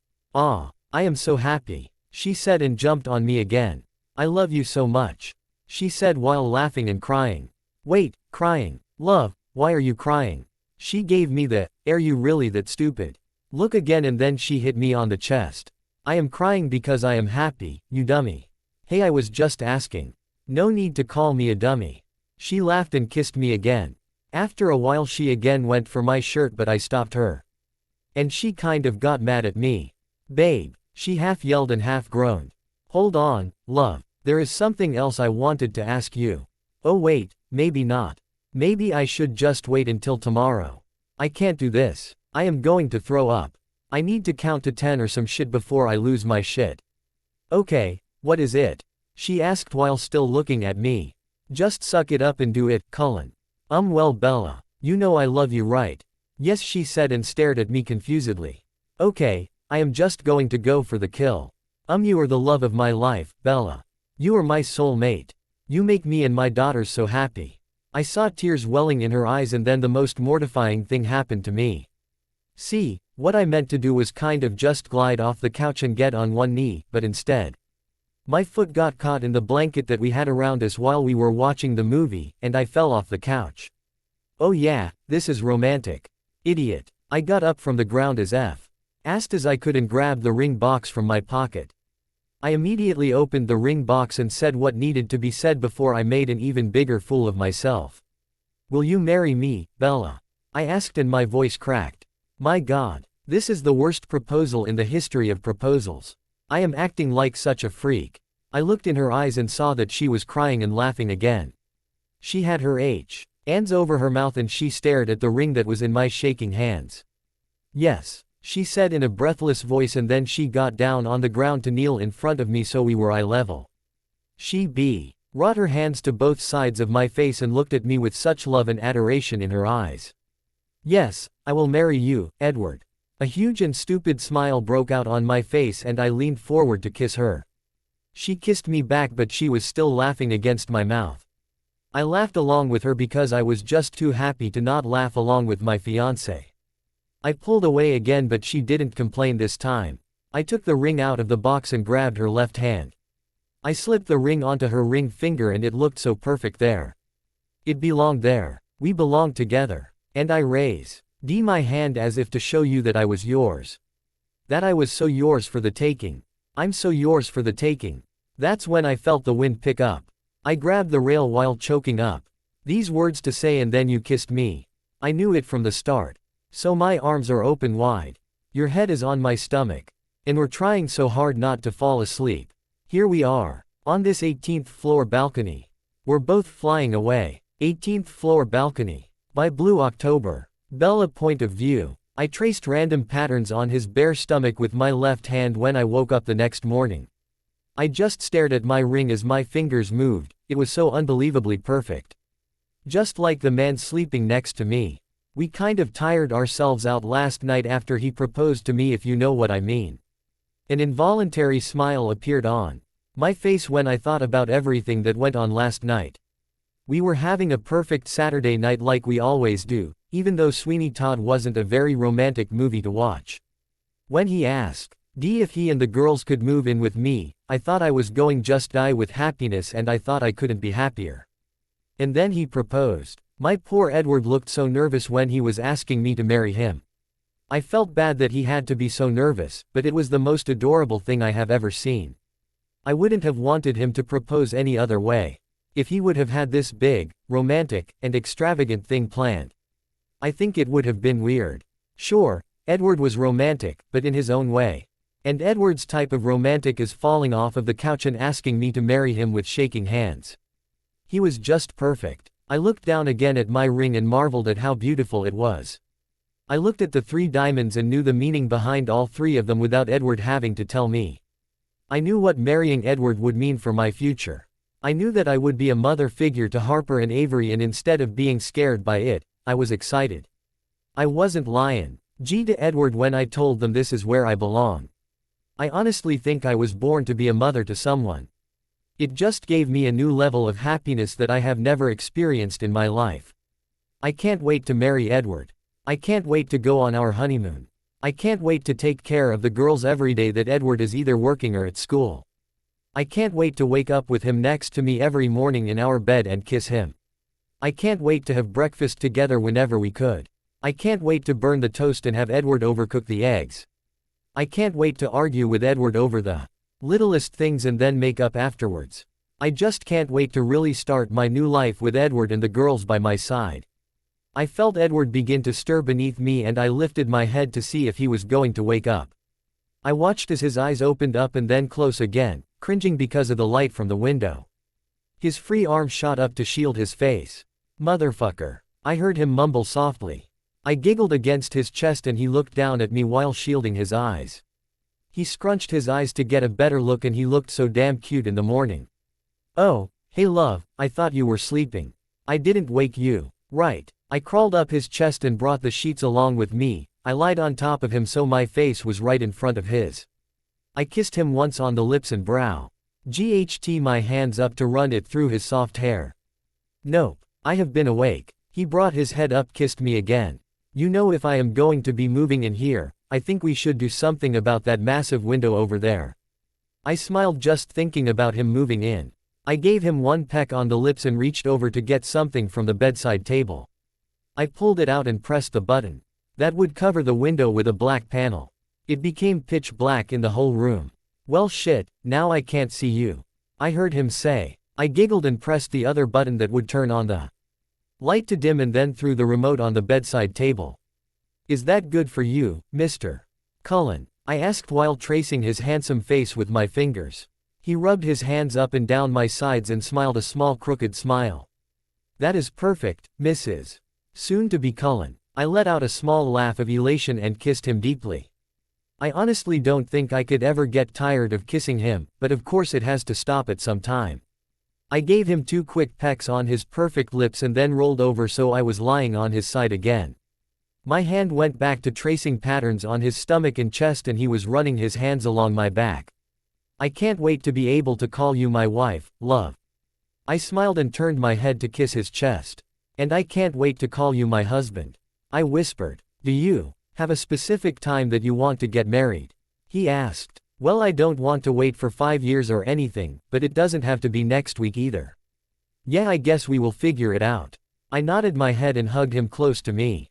So what about after? What do you mean? I asked. You know, do you want to change your name? Where should we go for a honeymoon? Are we going to have a prenup? Should we renew our vows at some point? Do you want to have more kids? Holy shit, there is a lot to go over. He said, sounding flustered. Babe, calm down. We have plenty of time to think about that stuff. But if you want to talk about some right now we can. We have time before we have to go pick up the girls. Okay, I think that would be a good idea. Alright, well I can already tell you that I do not think a prenup is necessary. Really? He asked like he really couldn't believe me.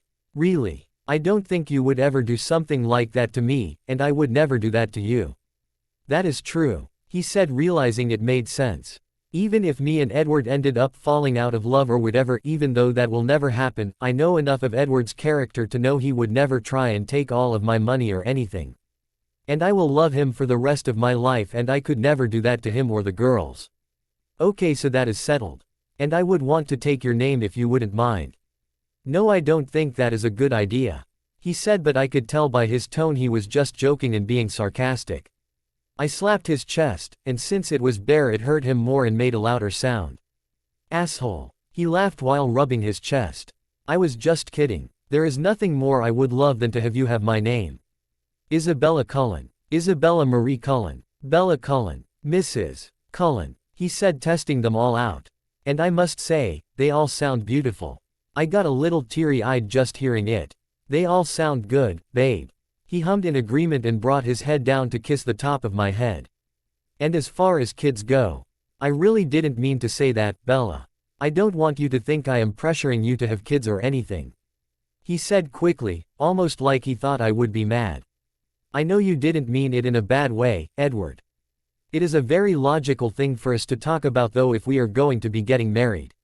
Yeah, I guess. So do you want to have more kids? I asked while looking up at him. I would love to have more kids, but I am not the one who will have to carry them, so I suppose you have the final say. I got a tingly feeling in my stomach just then. King that he wanted to have kids with me. I want more kids, definitely. I don't know about anytime soon, but I definitely want more. Do you know how many you want?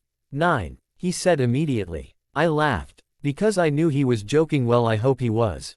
Come on, seriously. Honestly, it doesn't matter to me. We can have as many as you want. But it would be nice to throw a boy in the mix. So you really want a boy? Well, yeah, what dad wouldn't? I mean, I love my daughters more than anything, but I also want to be able to have a son that I can do all the guy's stuff with. I smiled. Guy stuff? Yeah, you know. Playing with worms and bugs in the mud. I could teach him to throw a baseball and how to treat a lady. He said while wagging his eyebrows at me. I rolled my eyes at his corniness. We could have burping contests. I can teach him how to shave, I can teach him to rock out on the guitar, and we can check out all the MILFs at the park. I gasped and slapped him again. Edward, you are so gross. You are not teaching our son to be a perverted idiot who seeks out older women and refers to them as a MILF. He just shrugged. You are older than me. Well, whatever. You are not teaching our son to be a creep. Why stalker who sits in the park and gives poor mothers gross looks? I said adamantly. All right, I was just kidding. And why are we even arguing about this? We don't even have a son yet. Yeah, yet, I said with a smile. I may have a son with this man one day. I may have a beautiful little boy who looks and acts just like his father. So what would you do if we tried having more babies and we had like 4 more girls? Then we need to keep going until we see a penis. I laughed at him again. My fiancé has such a way with words. I wouldn't mind more girls though. I would love to have more beautiful little girls running around looking just like you, he said sweetly while lifting my face with his finger to kiss me. We were interrupted by Edward's phone ringing. It was Harper and she was asking why we were late to pick them up. We were only about 5 minutes late, so we got up and made our way to Alice's house. Once we pulled up, I pulled Edward in for one more makeout session because I knew it would be the last one I got until sometime tonight. Oh my God, Edward suddenly shouted and covered his face with his hands. What is it? I asked, alarmed at his sudden outburst and kind of pissed he stopped our kissing. All right, I know I kind of ruined the proposal last night, but I was really nervous, and I kind of forgot to tell you something. Okay, what is it? I had something engraved inside of the ring, he said while grabbing my left hand and started wiggling it off of my finger. It felt so wrong to have it off, but I was curious to see what was engraved inside. Once he had the ring off, he handed it to me. I turned the ring so I could look inside and tears came to my eyes when I saw the words. Our Savior, we love you. One tear fell and I looked up to see Edward with a slight smile on his face. He brought his hand up and wiped the tear away with his thumb. I grabbed his hand that was on my face with mine and kissed his palm. I love you, I said as more tears fell. I love you, too, he whispered and then kissed me again. Come on, let's go see our girls, he said while opening the door and getting out of the car. I got out with him with a big smile on my face. I don't even think he realized he said, our girls. But I sure noticed it. A tingling feeling grew in my stomach thinking about one day calling those beautiful little girls my children. Edward ran up the stairs to Alice's apartment and I knew he was eager to see the girls, just like I was. We knocked on the door once and it was answered by a tired-looking Jasper with paint all over his clothes. Oh, thank God you guys are here, he said with a sigh of relief. We both laughed. I'm sorry, Jasper. I know they can be a handful sometimes. Edward sighed apologetically. Jasper stepped aside and gestured us in. Oh no, your girls are great. It is my girl who is making me crazy. We laughed again and Edward reached over to take my hand as Jasper led us to what I knew was Alice's art room. I could hear music playing. And Jasper opened the door and I gasped at what I saw. There were sheets covering the whole floor and Alice had 3 paint buckets lined up in the middle of the room. The colors were pink, purple, and green. All 3 of them were dressed in white bodysuits and each had a paintbrush in each hand. Harper and Avery were laughing and dipping their paint brushes in the buckets and whipping the paint at the white wall. They didn't notice us walk in and I looked over at Edward to see his reaction to this. He had the biggest smile on his face and he was laughing softly to himself while watching the girls with so much love in his eyes. Most parents would throw a fit at the mess that was in front of us, but Edward was just too happy to see his daughters happy. It was especially great to see Harper so lively and carefree. She has always been a sweet and content little girl, but she also held the world on her shoulders. Alice noticed us first. Hey Edward and Bella, she said happily. Her voice Alerted the girls of our presence and they both came running at us. Thankfully they knew better than to jump and give us a hug when they were all full of paint. "Hey Daddy. Hey Bella," Harper said while jumping up and down in her spot. "Daddy, look at us," Avery screamed. Edward laughed. "Hello, my babies. That looks like a lot of fun." "Oh, it is Daddy, can you come and paint with us, please?" Harper asked with her big green eyes wide. I could practically see Edward melt in his place. He looked over at Alice. "Can I?" he asked. Alice looked surprised that he would ask. "Sure, I have an extra suit for you since Jasper was being a party pooper," she said and went to the closet to get it. She came back seconds later and Edward automatically put it on and Alice handed him her paint brushes. "Here, take these, I'm done." Edward took them and jogged over to the girls. They both ran to hug him around his legs once they saw he was safe from their dirty clothes. I was pulled out of my staring by Alice tugging on my hand. "Come on, Bella, we have some talking to do." I walked out of the room with Alice and she started taking her bodysuit off. "Jasper," she yelled. I heard a chair creaking on the floor and then heard footsteps coming from Jasper's office. "Yes, dear," he said through clenched teeth. "Can you go put this to wash?" she asked while giving him the puppy dog eyes. His tense posture immediately loose. Ned up and he walked over and took the suit away from her and kissing her on the forehead. He walked out of the room and Alice dragged me to the couch. "So I take it you said yes. How did you know?" "Well, first of all you have the damn ring on your finger and that I would have noticed. But I knew because Edward told me he was going to ask you. Actually he asked me if he could. That caught my attention." "What do you mean? Oh, he didn't tell you?" I shook my head no and she continued. "He came by here yesterday and asked me for your hand in marriage." I stood staring at her in shock. "I know. I felt the same way. He told me he would feel weird if he didn't ask me first. He said he wanted to ask your dad, but you guys obviously aren't on good terms or anything and since we are so close, he thought I was the next best thing." Wow, was all I could get out. I know he was all nervous and stuff. I smiled thinking about his nervousness when proposing. I felt tears come to my eyes and I really don't know why. "Aw, Bella, what is wrong?" "Nothing. Nothing, I just guess I love him so much." I know it didn't really make any sense for me to just start crying randomly because I loved him, but that was what I was feeling. Alice hugged me gently. "Alice, I think I should call my dad and tell him." She pulled away. "Why would you do that?" "Well, if I don't tell him, there is a good chance he will find out from some picture that the paparazzi took of me with my ring on." "That is true." I took my phone out and called my dad's number. "This is Charlie Swan." "Hey, Dad," I said nervously. "Oh, hi Isabella. How are you?" He is so formal. I can tell he isn't really that interested in that kind of hurt. "I'm good, Dad." "Perfect, actually. So you finally got rid of that boy?" he asked hopefully. "That also hurt. Why did I even do this?" "No, total opposite actually. That was why I was calling you." "Go on," he said sounding irritated. "We are going to get married, Dad." There was dead silence on the other end and I thought he hung up. "Dad, yeah, I am here." He didn't sound mad and that was surprising. "So, are you going to say anything?"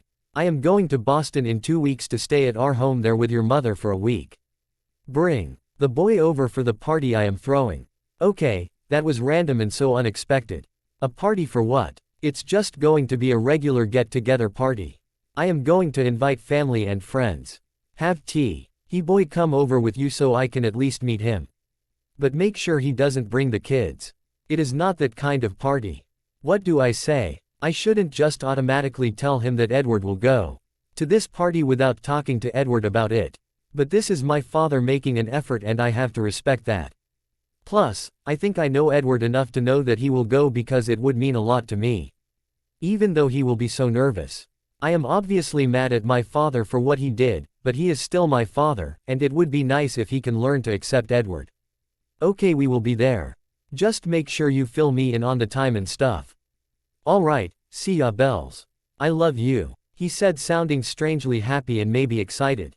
"Love you too, Dad." I hung up the phone and stared at it in disbelief.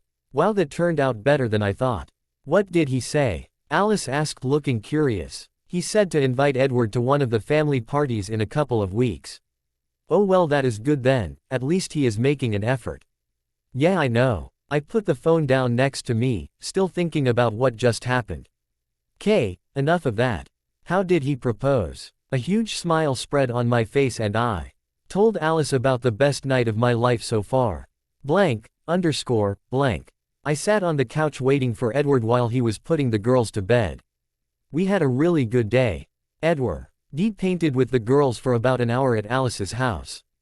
After they all got washed up, we went out to lunch and spent the rest of the afternoon at the park. I made us dinner tonight, and during dinner we told the girls about them moving into my house and me and Edward getting married. They already knew about all of it, but they were both really excited to know that it was happening for sure. I was watching some TV when I heard the girls' room door open. I looked over to the end of the hallway and was surprised when I not only saw Edward, but also the girls walking out toward me. Avery Clem bed up into my lap and Edward sat down close to me and put his arm around me. Harper crawled on Edward's lap and she grabbed my hand. Well, hello girls, I wasn't expecting you all to come out here. I said, looking at both of them. Yeah, well, Daddy said we could 'cause we wanted to talk to you. Avery said with her head lying on my chest. I could tell she was getting tired. Okay, so what did you want to talk about? They both didn't say anything and I looked at Harper and she looked at Edward. Edward smiled down at her and gave her an encouraging nod. Bella, would it be okay if me and Avery called you Mommy? Because we would really like for you to be our mom. Besides Edward asking me to marry him yesterday, those had to be the most beautiful words ever spoken. Tears instantly came to my eyes and began running down my face. I tried to say something but I couldn't get the words out. I felt Edward's thumb running along my cheek, wiping away the tears. It is okay if you say no, Beulah. Daddy told us it was your decision. But me and Harper don't have a mommy but we really wuvu. And you wuv Daddy, and Daddy loves you, so it's most like we are a real family. Avery's little monologue had me crying. Even more, but I knew I had to pull it together so I can give these amazing little girls the answer they wanted and deserved. I would love nothing more than to be your mommy. I love you both so much. And I would be honored to be able to call you both my daughters. I lifted my hand that was wedged between me and Edward and wiped my eyes. Harper jumped from Edward's arms and gave me a big hug and Avery hugged me also. Yay, they both said as they hugged me tightly. I hugged them right back and looked over at Edward to see he had tears in his eyes and look of so much love. Okay girls, it is time for bed now. I could tell Avery was excited for that because she was already exhausted. She gave me a big wet kiss on my cheek and reached for Edward. He took her in his arms and she curled up on his chest and he began to walk down the hall. Harper still had a tight grip on my neck. She buried her head further into my neck and sighed in contentment. Thank you, Mommy. I love you. Another tear fell down my face and I held onto my daughter tighter. I love you too, my daughter. I love you so much. I could make you smile. In the morning I'll make you breakfast. In the evening I'll warm the bed. And I'll always be happy to kiss you. Promise I'll never get sad. Siren Song, by Bat for Lashes. Edward point of view. All right Cullen, you can go now. Al yelled to me from the other room. Are you sure? I kind of felt bad for leaving this early because we have all been pretty busy all day. Yeah, get out of here. Just make sure you tell Bella I am sorry I couldn't make it. I will be sure to visit at some point. I'll tell her. Thanks boss, I said and then jogged over to my car. It was Friday, and Bella thought it would be a good idea to have a dinner with all of our friends in our new home. Our home. The girls and I effectively moved into Bella's house about 4 days ago. We started the moving process the day after I asked Bella if we could move in and that was 2 weeks ago. The girls absolutely loved their new home. They were both in awe of the place when they first saw it, and they were both ecstatic to have their own rooms. I could tell they weren't really used to it though. Because every morning I went into Avery's room, she wasn't there. The first time I saw she wasn't there I nearly had a heart attack, but all was well when I saw she was curled up next to Harper in her bed. I knew this was going to be a big adjustment for the girls. Their whole lives they have shared a room together, so it only made sense that Avery would feel more comfortable and safe with her big sister. Also, now that they had separate rooms, our nightly ritual was a little different. We would alternate whose room we would lay in and then they would go to their own rooms at the end. I pull Ed out of my parking space and sped down to street, anxious to see all 3 of my girls. As I was driving I began to think about the party me and Bella are going to on Sunday night. I got an uncomfortable churning feeling in my stomach just thinking about it. At first I told Bella I didn't want to go because I know how her father felt about me. But then she looked hurt when I told her no, so I changed my mind. I can do this for Bella. Even though her and her father have been on bad terms, I understood why it means a lot to her to have us get along. I knew that if my parents were still a part of my life, I would have proudly introduced Bella to them. And if they didn't accept her, I would keep on trying. So I will go to this party. I will do all that I need to do to get her father to like me. I haven't even met the guy and I don't like him. But I realize that is not fair to judge. I guess I owe it to Bella to at least give him a chance and stop judging. I pulled into our driveway and got my stuff out of the car and made my way to the door. I could hear a commotion from the living room and found Emmett playing rock band with the girls. Emmett was playing the guitar, Harper was playing the drums, and Avery was singing. I smiled at my little girls having fun and then cleared my throat to make my presence known. All 3 of their faces looked toward me and the girls both stopped playing and ran to give me a hug. Really, Edward? You couldn't have walked in after we were done with this song? He asked, frustrated that I disrupted their game. I lifted both girls in my arms and hugged them close. God, I missed them. Sorry, Emmett, I said with a smile. It's okay, Uncle Emmy, we can pee way again, but we haven't seen our daddy all day. Avery said with her head resting on my shoulder. Emmett's mad face instantly disappeared as he was put under the spell of my daughter's cuteness. Yeah, I guess you were right, he said. I laughed and sat down with the girls on the couch with them still in my arms. So where is Bella? I asked Emmett. Over and Rose needed to get some more groceries or something. It made me feel good that Bella and Rose have grown close since me and Bella have been together. Oh, I thought Bella already got everything. Emmett just shrugged and walked out down the hallway. I missed you, Daddy. I heard Harper tell me. My heart swelled and I looked down to my beautiful girl. I missed you too, baby, I said while kissing her forehead. So are you guys excited for our little party tonight? Yes, I can't wait to show Abby my new room, Harper said excitedly. Yeah, and MMY said I can help her make the cookies later, Avery said with the same amount of excitement. I don't think I will ever get tired of the happiness I feel whenever I hear either one of my girls call Bella their mother. What kind are you going to make? I asked. Chocolate chip, duh, she said while giving me that look again. Well, why can't you make me some fish cookies? There is no such thing as fish cookies, Daddy. Yeah there is. They are my favorite, I said, not backing down. I could hear Harper laughing and I tried to keep my laughter in as I looked at Avery's face. She was looking at me like I was stupid again and I was waiting to hear what she would say this time. She just scoffed and got up from my lap and started walking back over to the rock band. I think you are losing your marbles, Daddy, she said while putting the guitar on. Harper and I both laughed and Emmett walked back in. All right, short stuff, are you ready? He asked Avery. She nodded her head. What about you, kid? He asked, while looking over at Harper who was still on my lap. No thanks, I am just going to hang out with my dad. Sounds good to me. Emmett nodded his head and him and Avery both started playing again. I have to go get changed out of these dirty clothes, honey, but you can come up with me if you want, I told Harper. She nodded her head and walked with me upstairs to my room. I went over to the closet and began rummaging through my clothes to find something to wear while Harper sat on the bed. So what did you do in school today, honey? Nothing much, just learned and stuff. Well, that is good to know, I said while walking into the bathroom that was connected to the bedroom.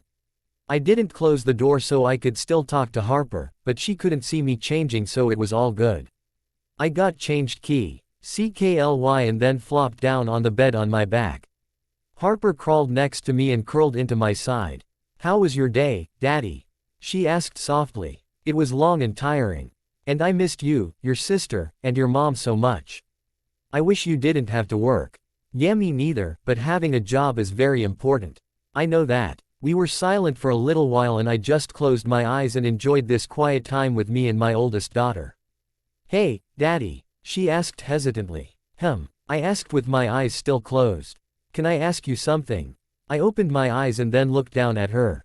She was already looking at me and she looked kind of nervous. Of course you can, I said while rubbing her cheek with my thumb, trying to soothe her. Well, there is a new art class at my school, and I kind of want to take it. I let out a sigh of relief because I was expecting something way worse than that. So join it, baby.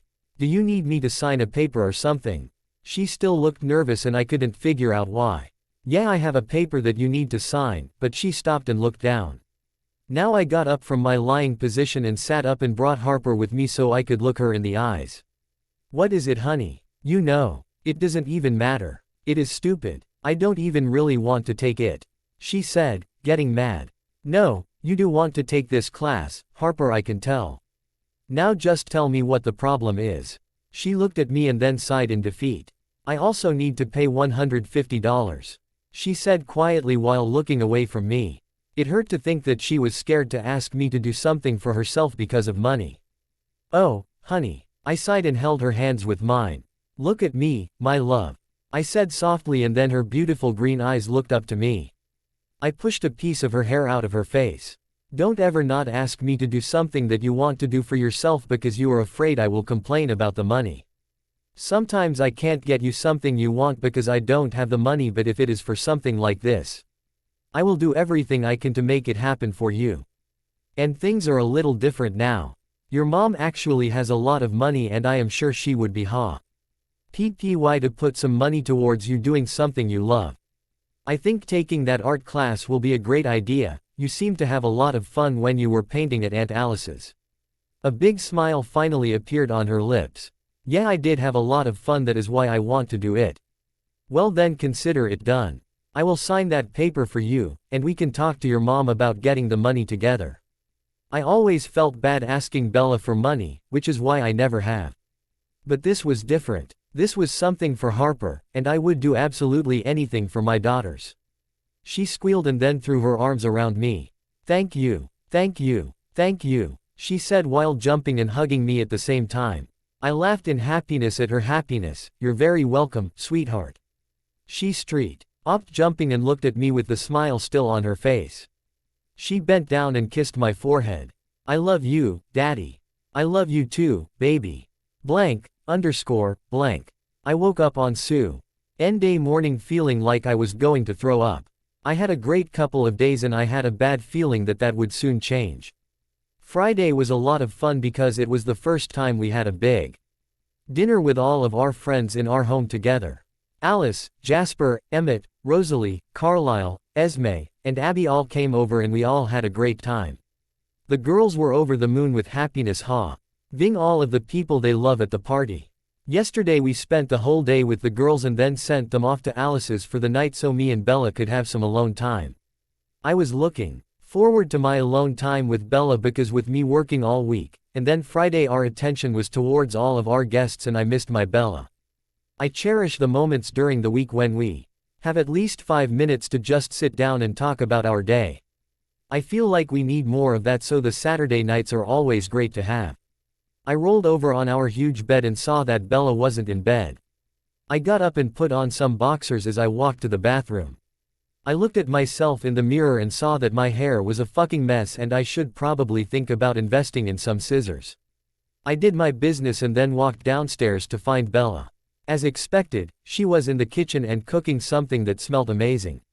I hope that my stomach will calm down enough for me to eat something and not have it make a reappearance. I am so fucking nervous. I walked into the kitchen and Bella heard me because she turned around from the stove and gave me her beautiful smile. Good morning, babe, she said sweetly. I walked over to her and gave her a kiss. She was already dressed for the day and I felt like a bum standing next to her with just my underwear on. Good morning, love. What are you making? She turned back to the stove and I hugged her from behind and rested my head on her shoulder. I am making eggs and bacon. Yummy, I said in a tired voice with a yawn. We didn't really get much sleep last night. She giggled and turned her head to kiss my forehead. I love you, she said. I love you, too. I replied and kissed her neck. So are you ready for today? She asked as he moved to get the plates for our breakfast. I leaned back on the island and sighed heavily. Yeah, I guess, but I am a little nervous. She finished putting the eggs on the plate and walked over to me. She took my face in her hands and brought my face down to kiss me chastely. Don't be nervous, babe. I will be with you the entire time. Yeah, but it is a little obvious that your father doesn't like me, he tried to pay me off to leave you. Bella. But I think he is trying to change. She said. I wasn't sure who she was trying to convince more, me or herself.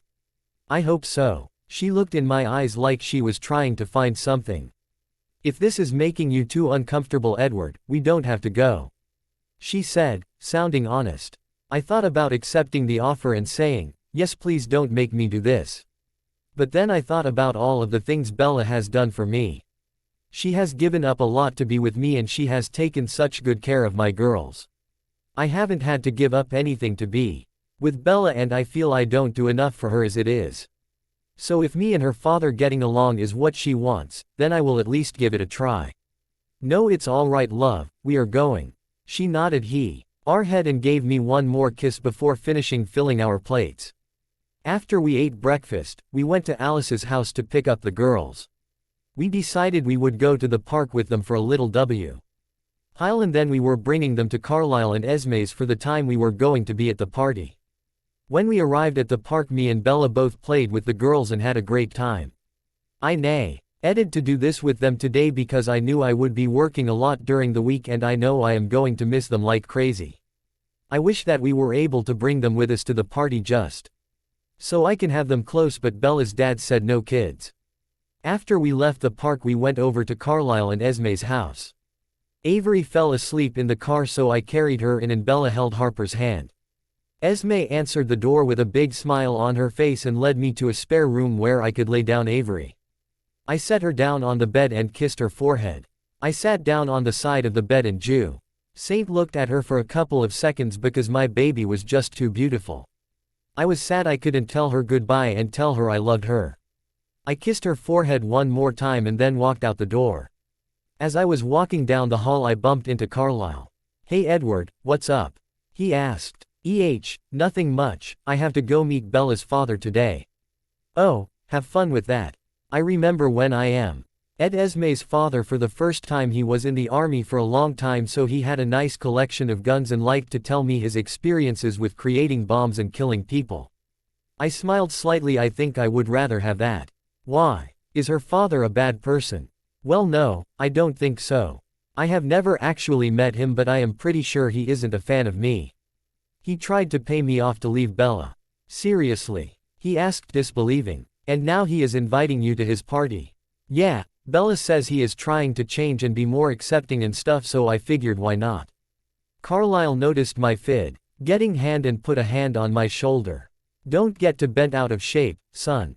Just be yourself and hope for the best.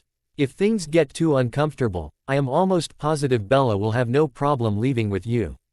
Yeah, you're right, Daddy. I instinctively turned my head in the direction of the voice, but this time it wasn't for me. I saw a smiling Abby standing at the end of the hall with Harper behind her. I looked over at Carlisle and saw the proud expression on his face. It wasn't the first time I ever heard her call him that, but it always made me happy that Carlisle and Esme have Abby and that she has them. Yes, darling, he asked while looking at her with so much love in his eyes. Can you come swimming with me and Harper? Mommy says we can't go in unless we have an adult and she has some work to do. Of course. Just let me finish saying bye to Uncle Edward and then I will be right there. Okay, thank you. Bye, Uncle Edward, she said while running down the hall to her bedroom. Bye, Abby, I called out to her. Harper ran up to me and gave me a hug. Bye, Daddy, she said while looking up to me. Bye, baby, I love you. She told me she loved me back and then ran after Abby. I walked back to the living room and found Bella standing next to the door while talking to Esme. She heard me walking and she looked at me and smiled. You ready to go, babe? She said. I took a deep breath. Yeah, let's go. Blank. Bella pulled up to her father's house and it was almost like a switch was flipped. I started breathing faster, I started sweating and my hands were shaking like a leaf. I made a noise that was close to a whimper and Bella finally noticed my condition.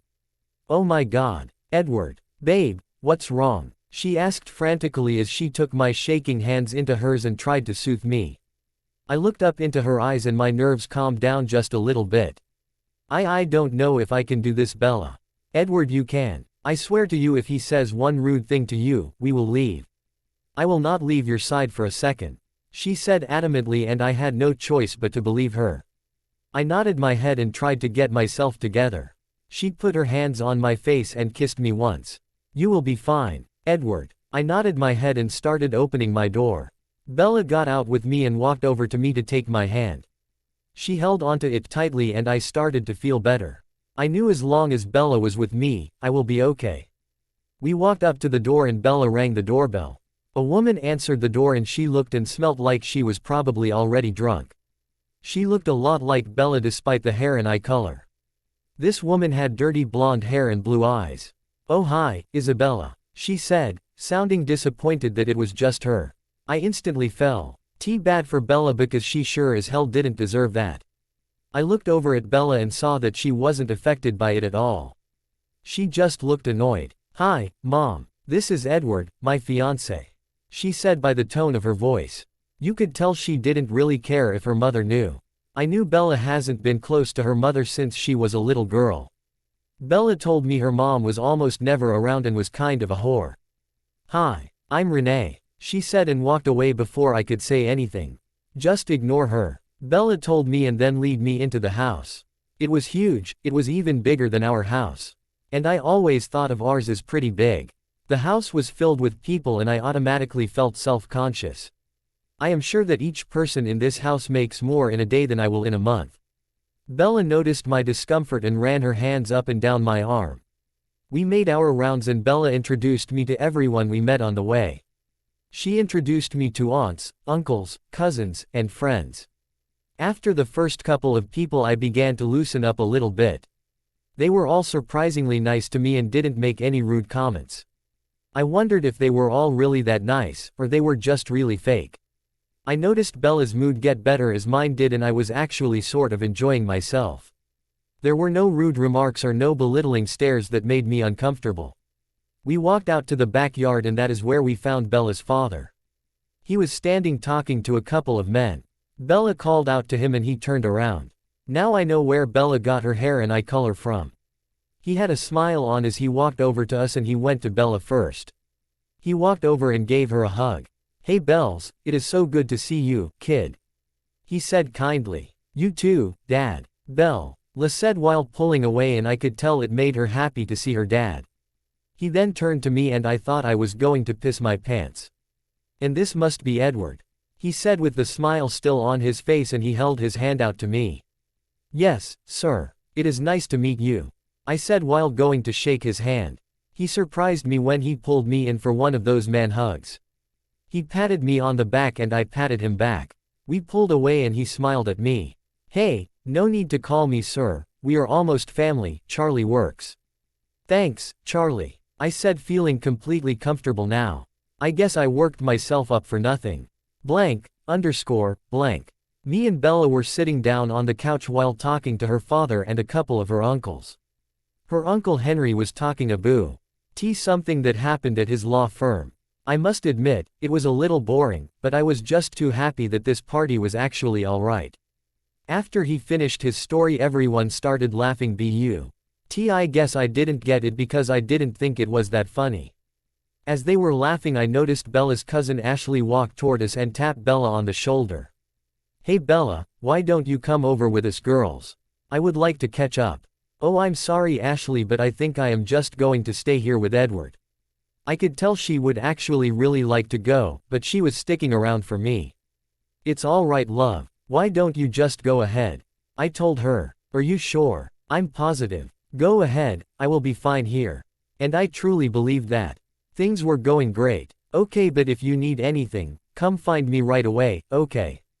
she asked. I nodded my head and gave her a quick kiss before she left. I turned back to the guys and saw Charlie was looking at me.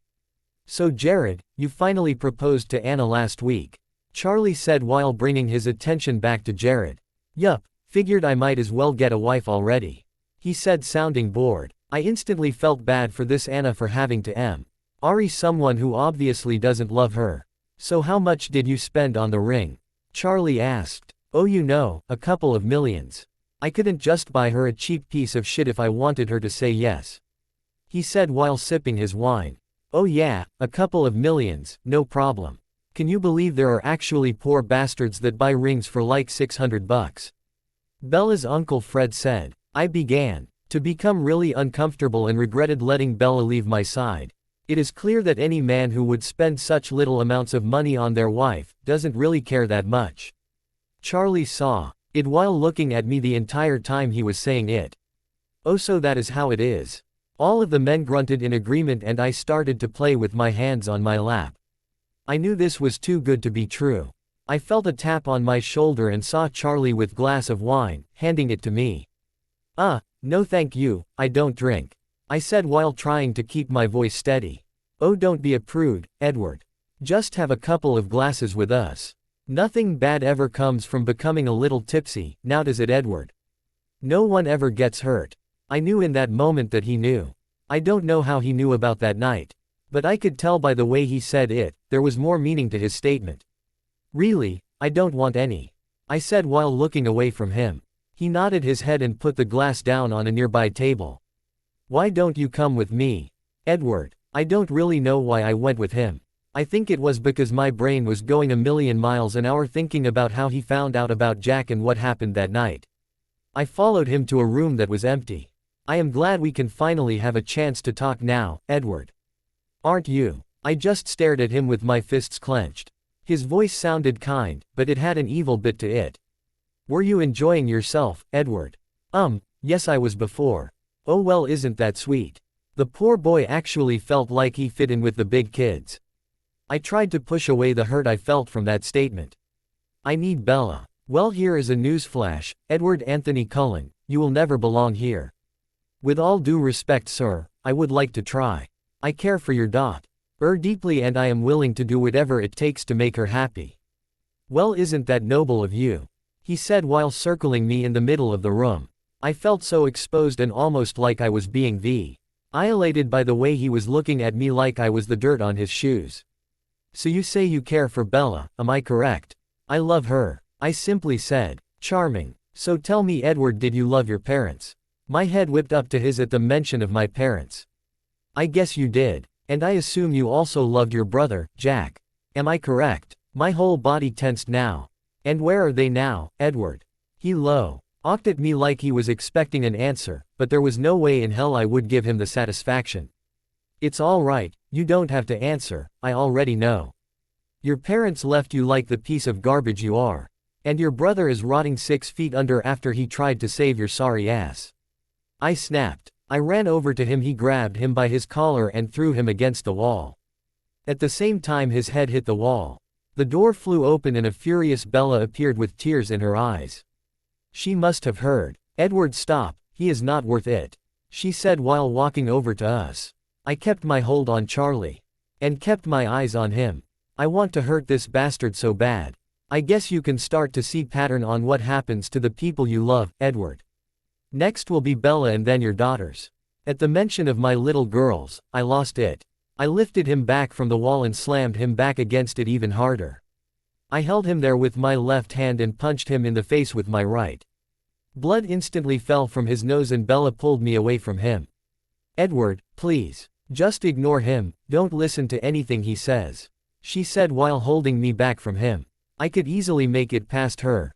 But there was no way I would risk hurting my Bella. So you would really choose him over your own flesh and blood, huh, Isabella? Charlie asked while wiping the blood from his nose with the back of his hand. I would choose him over you any day, Charlie, she said with venom in her voice. The door opened again and was surprised when I saw Carlisle. I looked over at Bella. I called him over here to pick you up. I need to talk to my father. Bella, I do not feel comfortable leaving you here, I told her. Edward, I will be fine. Just go home and see the girls, I will be home later so we can talk. I was going to fight with her and try and stay, but I knew I would never win. I nodded my head and walked out with Carlisle. He didn't say anything until we got to the car. Do you want to tell me what happened, Edward? He asked kindly. My hands were shaking once again and I felt the tears sting my eyes. Not right now, Carlisle. Just bring me to my girls, please. Yeah, it's plain to see. That baby, you're beautiful. And there's nothing wrong with you. It's me, I'm a freak. But thanks for loving me. 'Cause you're doing it perfectly. What do you want from me? By Adam Lambert.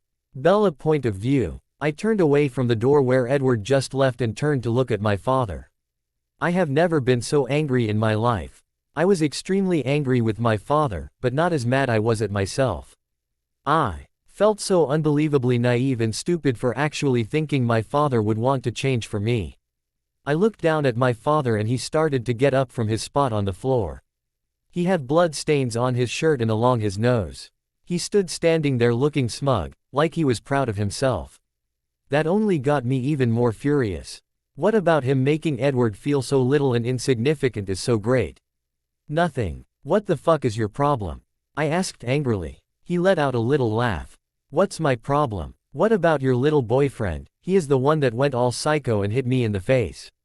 You deserved so much more than that, Charlie. I said while trying to keep my hands clenched to my side. He is not worth the effort of punching him again. Oh, so now you are calling me Charlie. What is that about? I don't think that you deserve the title of being my father.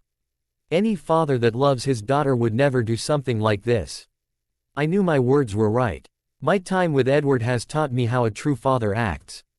I know for a fact that Edward would never do something like this to either of the girls. Do what exactly? Protect their daughter from a man who is most obviously using you. Edward is not using me. I yelled adamantly. Oh, but isn't he? Think about it, Isabella. You are convenient to him. You can take over for raising his children and he can use your money. Pretty soon he will just quit his job and leave you home with his bastard children while he goes and drinks and parties. Shut up. Shut up right now. What you are saying doesn't even make any sense. You have no clue what kind of person he is, so you need to just stop talking right now. I screamed at him. He didn't even look fazed from my yelling and I began to rethink the whole hitting thing. I can't believe this is my father. I may not know him, but I know about his past. I know that there has to be some serious fault in him if his own parents didn't want them in his life. He is going to destroy you, Isabella. He got his brother killed for God's sake. Yeah, fuck the no-hitting thing. I brought my right fist back and then flung it at his face as hard as I could. He knows nothing about what happened with Jack. His head knocked off to the side and then he looked back up at me with a newfound anger in his eyes. Just look at you, Bella. He has already turned you away from your own family. Before you know it, he is going to take everything you have and leave you with his spawns. He yelled. Edward is not the reason I am turning away from my family. You are the reason. Oh, of course, blame it on me, that is all you ever do. After everything I have given to you, you would let one insignificant asshole come between you and your own father. You have given me nothing, Charlie. I yelled fiercely. Oh yeah, what about that bookstore that you so conveniently run? What about your car? What about that house? What about your trust fund? What about every insignificant little toy that you wanted when you were a child? Do you seriously call that nothing? He asked. Yes, I do call that nothing. You're delusional, Bella. He said while walking past me to the door, but I was not done with him yet. I pulled his arm and forced him to look at me again. All of those things you just named mean absolutely nothing to me. You can take all of them back if that is what you want. I don't need any of that. That stuff never made me happy. I thought it did, but I was proved wrong when I met Edward. I felt tears fall from my eyes as I felt the truth behind my words. I know that I will be eternally happy to just have Edward and his little girls for the rest of my life. I don't need that expensive car, or that ridiculously large house, they all don't matter. As long as Edward, Harper, and Avery are with me, I will be alright. Because I love them and they are what really matters. But you don't know what that is like, do you, Charlie? You don't know what it's like to sit down with your daughter and just talk about your day. You don't know what it is like to come home to dinner on the table and a whole family happy to greet you and ecstatic that you are home. You don't know what it is like to be a part of a family. I saw Charlie's face get even madder, but I also saw the understanding on his face. He knew I was right. But it is not like you never had the chance. No, you had more than enough chances. You have a wife and a daughter, Charlie. That you put on the back burner for all of those things that you believe brings you happiness. So because of your obsession with money and power you ended up with a wife that became so depressed. She drinks away her sorrows and sleeps around with anything with a pulse. And you have a daughter. A daughter who spent her whole life under the illusion that money can buy you any type of happiness. A daughter who never knew the meaning of true love or hard work. But now she does. I know what true love feels like, and I know that money doesn't always come to people so easily. I know happiness, friendship, and the love of a family now, and you have tried over and over again to take that away from me. What kind of father does that? I asked rhetorically. Maybe what you said it right, Isabella. He started. But he just doesn't belong. I scoffed at his words. I thought, by the look on his face, that he may be seeing things for the way they truly were. Maybe he did, but he is just too stubborn for his own good. Oh well, I guess Rome wasn't built in a day. You know what, I give up. I really do. So I am going to leave now, and I don't want to see you or hear fr. You until you decide to get your head out of your ass and apologize to Edward. I can't deal with your shit anymore. I walked past him and out the door. I could hear him calling for me, but I didn't care. I will never give him another chance to hurt Edward again. If one day in the future, he decides to apologize to me and Edward and prove to me he has changed, maybe I will give him a chance. I stormed out of the house and noticed all of the stares I was getting from everyone I passed. I kept my eyes to the front door and ignored all of them. I don't need any of them. I went out to the car and made my way to Carlisle and Esme's, where I am sure Edward probably was. I need to see him and make sure he knows that everything my father said was nonsense. I know Edward enough to know that he is probably letting what he said get to his head, and I don't want Edward to have to revert back to that mindset. I pulled up to Carlisle and Esme's house and practically ran to the door. I knocked on the door repeatedly and heard footsteps making their way to answer it. It was Esme. Bella. Oh honey, are you all right? She asked with concern. I'll be fine. Is Edward here? I asked. Oh, I'm sorry dear, but he went home almost as soon as he got here. I sighed in defeat and my shoulders slouched. Come inside, Bella, just for a moment. I am here if you want to talk. I nodded my head slowly and walked through the threshold. I walked with Esme to the living room and sat down on the couch with my head in my hands. I felt Esme sit next to me. Carlisle brought Edward and the girls home, right? Yes, he had tea. Oh, go into work anyway, so he brought them on his way. I nodded my head. How was he? I asked as my voice cracked. He was doing okay, I guess. I didn't really see him too much because he ran for the girls as soon as he got here. He left soon after and he looked pretty upset. A tear fell from my eye. Oh Bella, I am sure he will be fine, he just needs some time. What actually happened? I'm sure why. Oh, you know about what happened to Edward's brother? Yes, Jack, he was one of Carlisle's best students. He used to rant and rave about him a lot. He was devastated when he died, especially how he died. She said sadly. Yeah, it was horrible and Edward blames himself for it. I looked at Esme and saw the look of sympathy on her face. I mean, he used to. I am almost positive that he finally put that behind him until tonight. My father said some horrible things to Edward, which included telling him it was his fault Jack died. I heard Esme gasp. That is a horrid thing to say to someone. I know it is, and he also told Edward that in the end, he will end up destroying me and the girls, and it looked like Edward believed him. He was finally getting over that, and my dad had to just ruin that for him. I said as my hands started shaking and I began to cry. Esme wrapped her arms around me. I'm sorry, Bella. I just hate it when he gets so down on himself. Well, you don't really know how he is right now. Maybe he isn't as upset as you think he is. Why don't you just go home, talk to him, and get everything sorted out? If you need me, you know I am just a phone call away. I nodded my head and then turned to hug Esme. Thank you, I said, and then walked to leave the house. When I arrived home, I checked the whole downstairs to see Edward, nor the girls were there. It was uncharacteristically quiet, so I went upstairs next. I checked both of the girls' rooms and saw they were empty. Last I checked our room and found them. They were all sleeping on mine and Edward's huge bed. Edward was in the middle with a girl at each side. He had his arm wrapped protectively around both of them. I walked up to them and kissed each of them on the forehead. I left Edward for last and hoped and prayed that he would be okay when he got up. I decided to leave them alone and go work on cleaning some of the dishes that were just sitting in the sink so I would have to do less before dinner, considering it was only 3 o'clock. I was on my last plate when I heard footsteps walking down the stairs. I could tell from the light footfalls that it wasn't Edward. I put the clean plate in the strainer and looked toward the entrance of the kitchen to see Harper in the doorway, wiping the sleep from her eyes. "Hey, baby," I said with as much enthusiasm I could muster. She walked over to me and gave me a hug. "Hi, Mommy," she said simply. It was just 2 little words, but that phrase produced a comfortable warm feeling in my heart. I grabbed her hand and walked out to the living room. We both sat down on the couch and Harper curled into my side. "Did you have a good nap?" I asked. "Yeah, I guess, but Daddy is sad again," she said. Of course Harper would pick up on that. "I know he is. Did you guys get in a fight?" she asked while looking up at me. No, it was nothing like that. There was just a man that said some mean things to your dad. But let's not bother him about it, okay?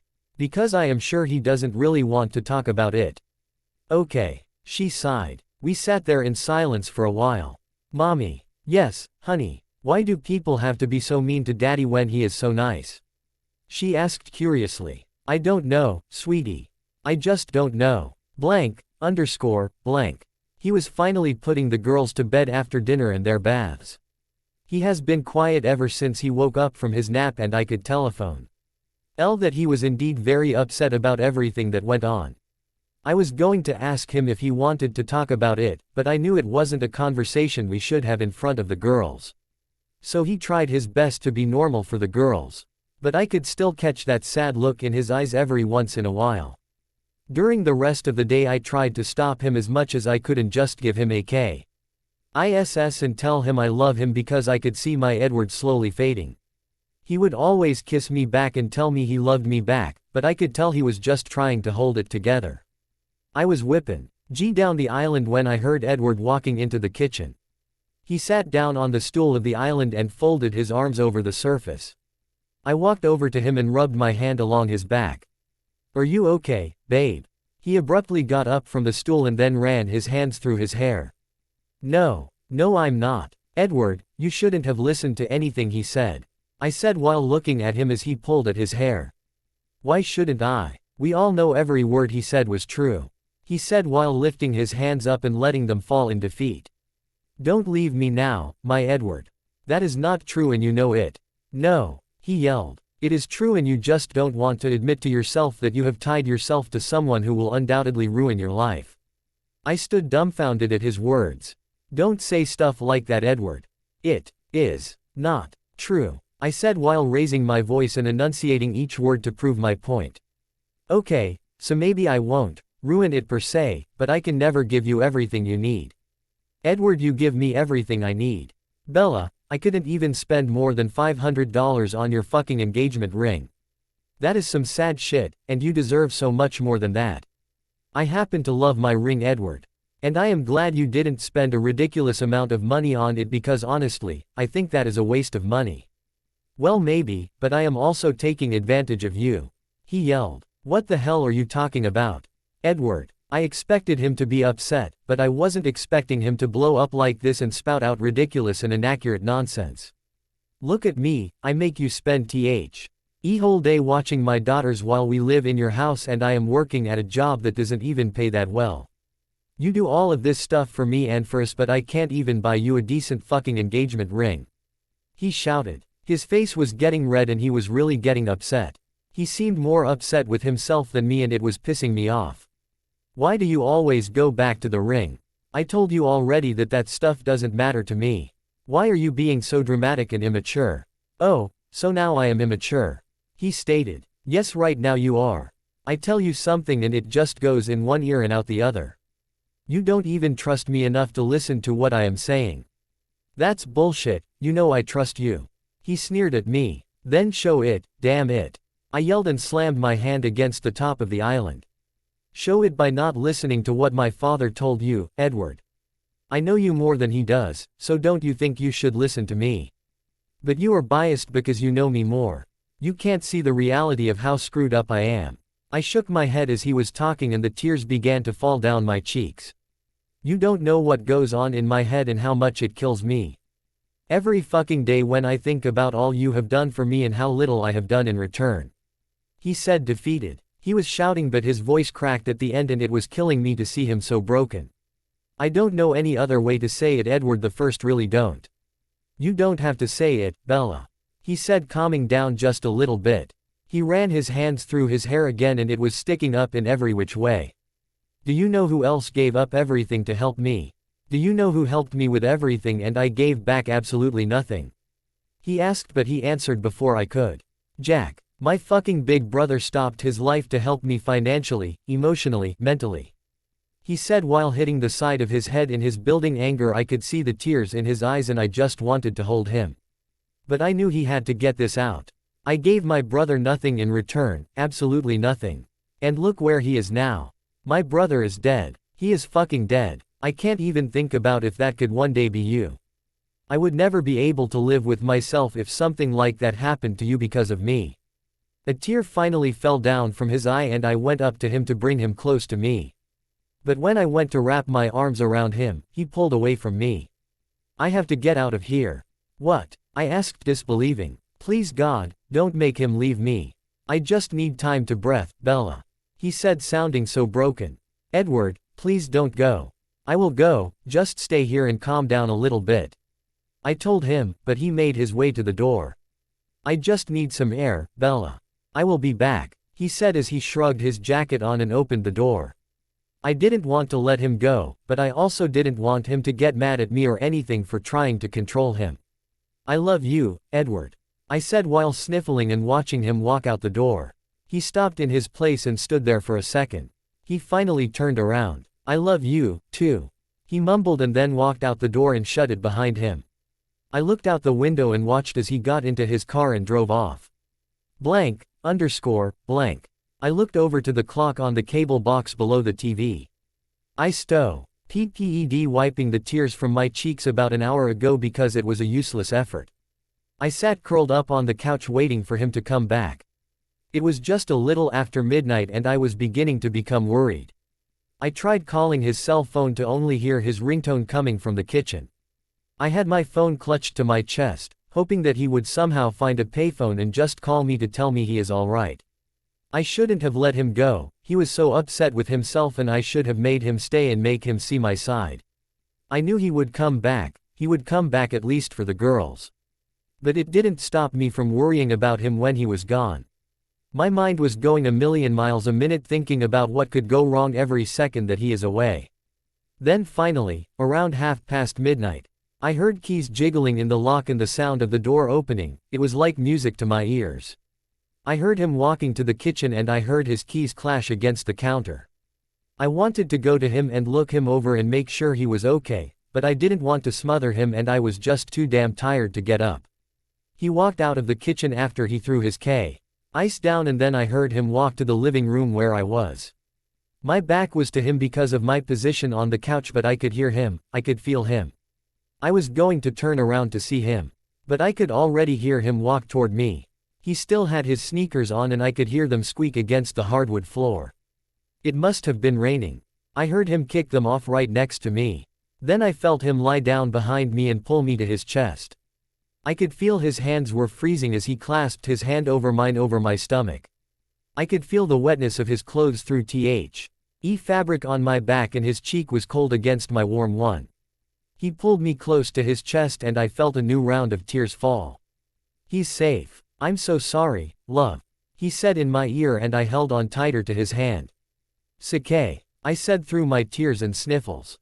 No, it's not. You didn't deserve that. You were right, I was being immature and I can't tell you how sorry I am for that. I let go of his hand and rolled over so that I was facing him and could see his handsome face. He pulled me close to him and it felt so good to just be chest to chest, heart to heart, and I could finally see him. His eyes looked sad but I could tell he was getting better. It's okay, Edward. I should be the one saying sorry. I was the reason you had to even go through that with my father. No, you have no reason to apologize. I was the one being an asshole.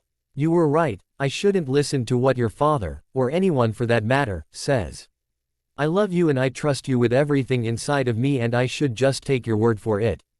I trust that if I do something or don't do something that you think I should be doing, you will tell me.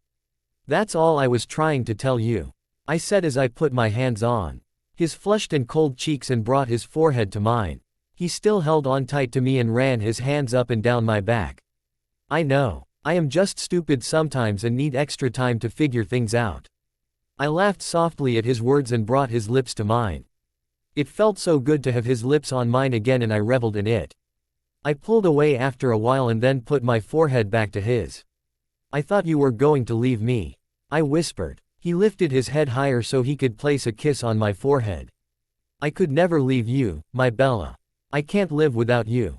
Same here, I said as I pulled in closer to him and pressed my head against his chest, right below his chin.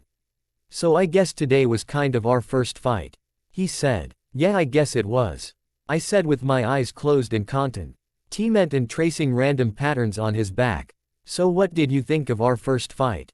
I asked. It sucked. But this feels good right here, he said while holding me tighter to prove his point. Yes it does.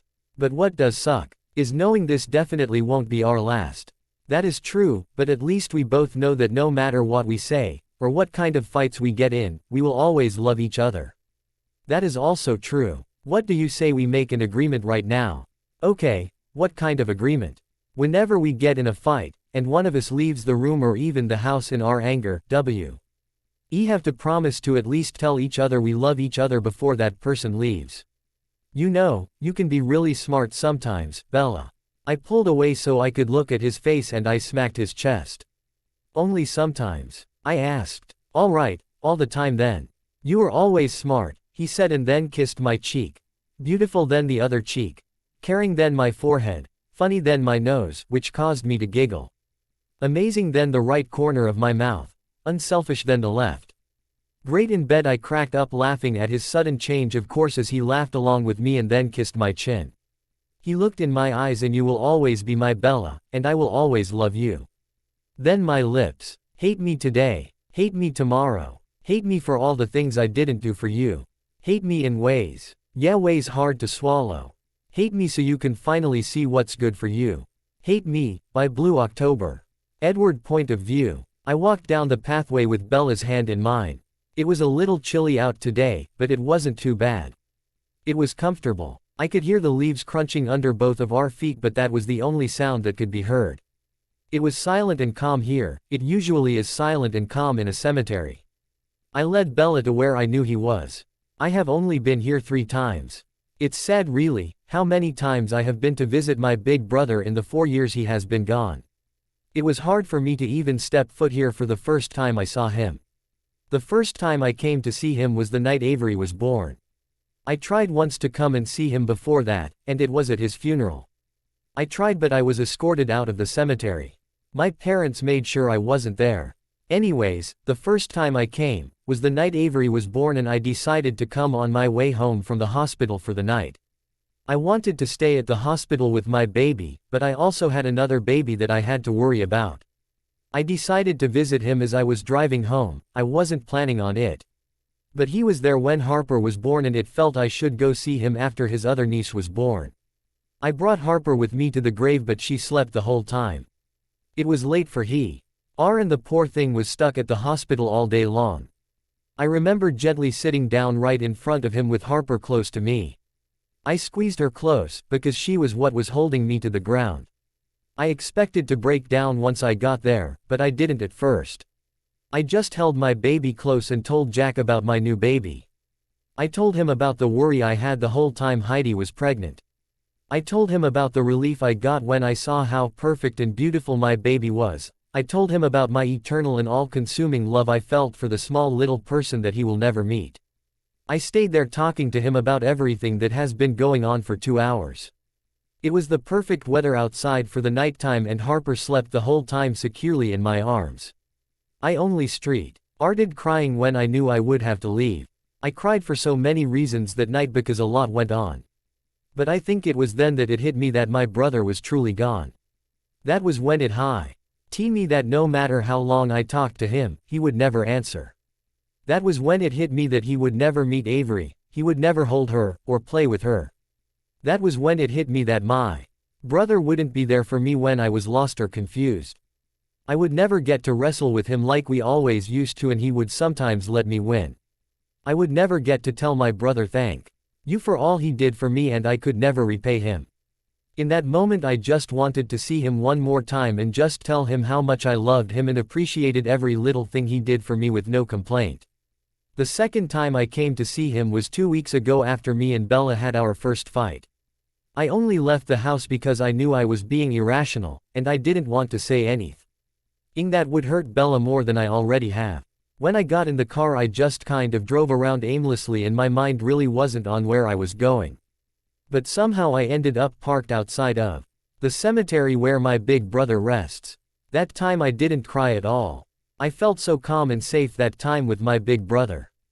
As soon as I got there I knelt down in front of his grave and just stared at his gravestone. The words on it were true, but not the whole story. Jackson Alexander Cullen, June 12, 1977 to June 20, 2006. Beloved son and friend. But what they missed, and I am sure it was on purpose, was brother. Sure, he was a good son and a good friend, but he was the best brother in the world. So I stood kneeling in front of my brother and I felt so much better. I felt all of my muscles loosen and felt my head clear out. I could breathe right again and everything was right with the world. I like to think that my brother was kneeling next to me, and had his arm wrapped around my neck like he always used to do. I like to think that the calm feeling I was feeling was my brother sitting there with me and telling me everything would be okay, and he is always there for me. The whole time I was there. I didn't say anything until I left. I was forced to leave when I felt raindrops falling around me. I reluctantly got up from my knees and bent down to place a kiss on the top of the gravestone. "Thank you," was all I said before I left. My head was clear, and on the ride home I realized what an ass I was being to Bella. Thankfully my Bella is a forgiving person because she forgave me GHT away, and I spent the rest of the night holding the woman I loved. So that was the second time I went, and the third was last week when Bella had to cancel our lunch date when she was called into work. I really wasn't that hungry. So I drove down to see Jack, and this time I talked. I told him all about my new friends, my babies, and Bella. I only stayed there for a half an hour because I had work to get back to, but it felt good. Now I was bringing Bella with me to see Jack. I needed for her to meet him, and for him to meet her. She needs to meet the man who is the reason I am where I am today, and he needs to meet the woman who has completed me and is going to be here for me for the rest of my life. We finally made it to where Jack was, and I stopped in front of him. Bella held onto my hand tighter and rested her head on my arm. I looked over to look at her beautiful face and noticed she had tears in her eyes. I gave her a soft, reassuring smile. "She will be okay, Jack is here." I sat down in front of him with my knees slightly bent and pulled Bella down with me. I scooted her so she was sitting between my legs, and I wrapped my arms around her. I held onto her and closed my eyes and took a deep breath. I opened my eyes and kissed the side of Bella's head before looking at the gravestone. "Hey, Jack," I said softly, but it still caused Bella to jump a little bit. "This is my Bella," I said, and kissed her on the side of her head again. "This is the Bella I was talking to you about," I said, and I felt a soft breeze. "Hi, Jack," Bella said softly, and her voice cracked. I craned my head more and saw that she was crying. I lifted my hand to wipe away her tears. "Don't cry, love." I felt her head nod against mine and I held her tighter. "Isn't she beautiful, Jack?" Bella turned her head and kissed my cheek. "Your brother sure is the charmer," she said while looking at Jack. "Well, he taught me everything I know, Bella. He was even cornier than I am." "Doubt it," she said while laughing, and I laughed along with her. "I am sure Jack joined us." "Well, I just figured I would introduce you to my Bella. I just wanted you to see that I am okay now. Actually, I have always been okay, and that is because of my daughters. But now I am complete. She has saved me. She is amazing, Jack. She really is the love of my life, and she is going to take care of me, and I am going to do the same for her. I am going to do all that I can for her. I'm just sorry I didn't do all I could for you." My voice cracked at the end and I cleared my throat. "I have no reason to cry." I took another deep breath and Bella began talking. "I've got him now, Jack. I will do all of the things that you wanted to do for him." I will love him, I will protect him, I will support him, and I will pick him up when he is feeling down. He says I have saved him. But I think it is the other way around. I guess we saved each other. We saved each other from turning into people that weren't us. I kissed her temple. We are getting married. I liked it, so I went and put a ring on it. Bella laughed. You did not just take a line from a Beyoncé song, she said between her laughs in a disbelieving tone. Yes, I did. That is a very beautiful song, I said stubbornly, which only made her laugh harder. I can't believe I am marrying such a nerd, she said while wiping the tears from her eyes. Well, you could always back out if my nerdiness is too much for you. Never. I wouldn't trade your nerdiness for anything in the world, she said, and then turned her head to kiss me on the lips once. As we pulled away, I could hear Bella's phone ringing. He took it out of her pocket and saw that it was a text message. She read it and I just stared at Jack's gravestone. I wish I could see him instead. I was pulled out of my staring by the phone in front of my face. I read the message and smiled. Hurry up, lovebirds, these little girls want their mom and dad and their candy. Bella pulled the phone away when she saw I read it. I guess we have to go now. All right, Jack, we have to go now. It is Halloween tonight and the girls are a little anxious, even though it is only 10 in the morning. Bella got up off of the ground and I got up with her. I will be back to see you again. I will be coming by more often. I think I will bring Harper with me one of these days. She remembers you, you know. I know you must miss her, so I will bring her. And I will bring Avery sometime soon. But I just think she is kind of young to explain this whole thing to her. Bella wrapped her arms around my middle and rested her head on my chest and looked in the direction of the gravestone. Bye, Jack. Thank you for taking care of him for me, she said softly, and I kissed the top of her head. Bye, big brother. I love you. Thank you for helping become the man I am today, and making me worthy of this woman. Blank. How the fuck did we get stuck doing this? I asked Carlisle as I finished filling probably the 30th candy bag of the past hour. I put it in the laundry basket where Bella told us to put all of them and then took a sip from my water. I think it is because we are defenseless against the women in our lives. That is true, I said, while tipping the bottle toward him and then putting it back on the coffee table and grabbing another baggie to fill. You know, we are both pretty whipped, it is kind of emasculating. Yeah, but do you really care? He asked as he opened one of the lollipops and stuck it in his mouth. Fuck no, I said, and he laughed and agreed with me. So do you know when they will be back? I asked. Esme said around 4, so in about a half an hour, I guess. I nodded my head and we continued filling up the bags with candy. Bella, Esme, and all the little ones were out having a girls' afternoon. According to Bella, this will include shopping, manicures, pedicures, and lunch at Taco Bell. I couldn't wait for them to get home though, because I was missing them all like crazy. They all left at around 11 and it has been far too long to go without seeing all of my girls. Don't get me wrong, I love hanging out with Carlisle, but it wasn't the same. And I am sure Carlisle felt the same way. Abby has turned into ite the little daddy's girl, and Carlisle loved every minute of it. So how is the college thing going, Edward? Carlisle asked. I sent in my applications to 6 of them last week, so I guess I will just have to wait and see. That's great. I am sure you will get accepted to one, if not all of them. Yeah, we'll see. I finished with the last bag and pumped my fist in excitement that shit was finally over.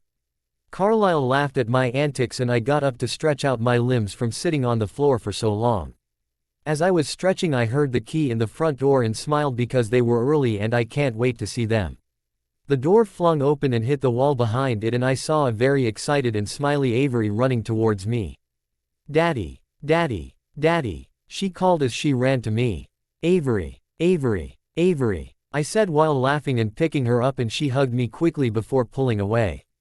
Guess what? Guess what? Guess what? She said while jumping in my arms. What? I replied, with the same excitement, and smiled at my adorable baby.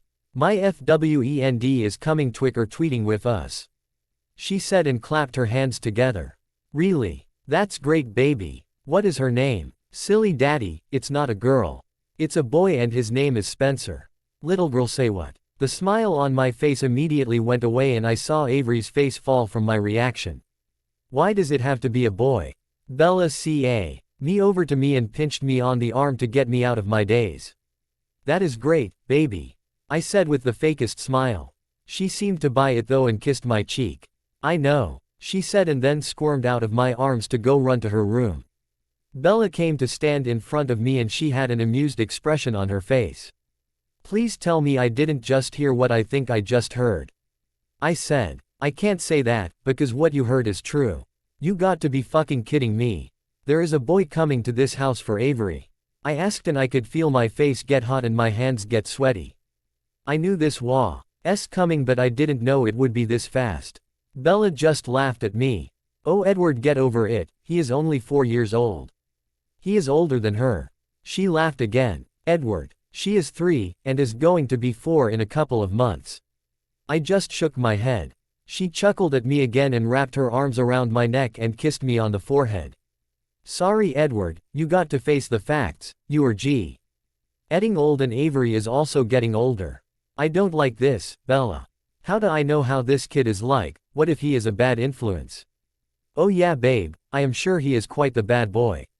You better watch out because he might just have her sneaking out of the house and taking her away on his toy jeep and sipping apple juice all night long. Ha, ha, I said sarcastically. She smiled again and then lifted Ed up on her tiptoes and kissed my lips. Everything will be fine, his mother just called me to see if I would bring him with us because she was called into work. She sounded really upset about it. But I told her it would be no problem. Well, when will he be here?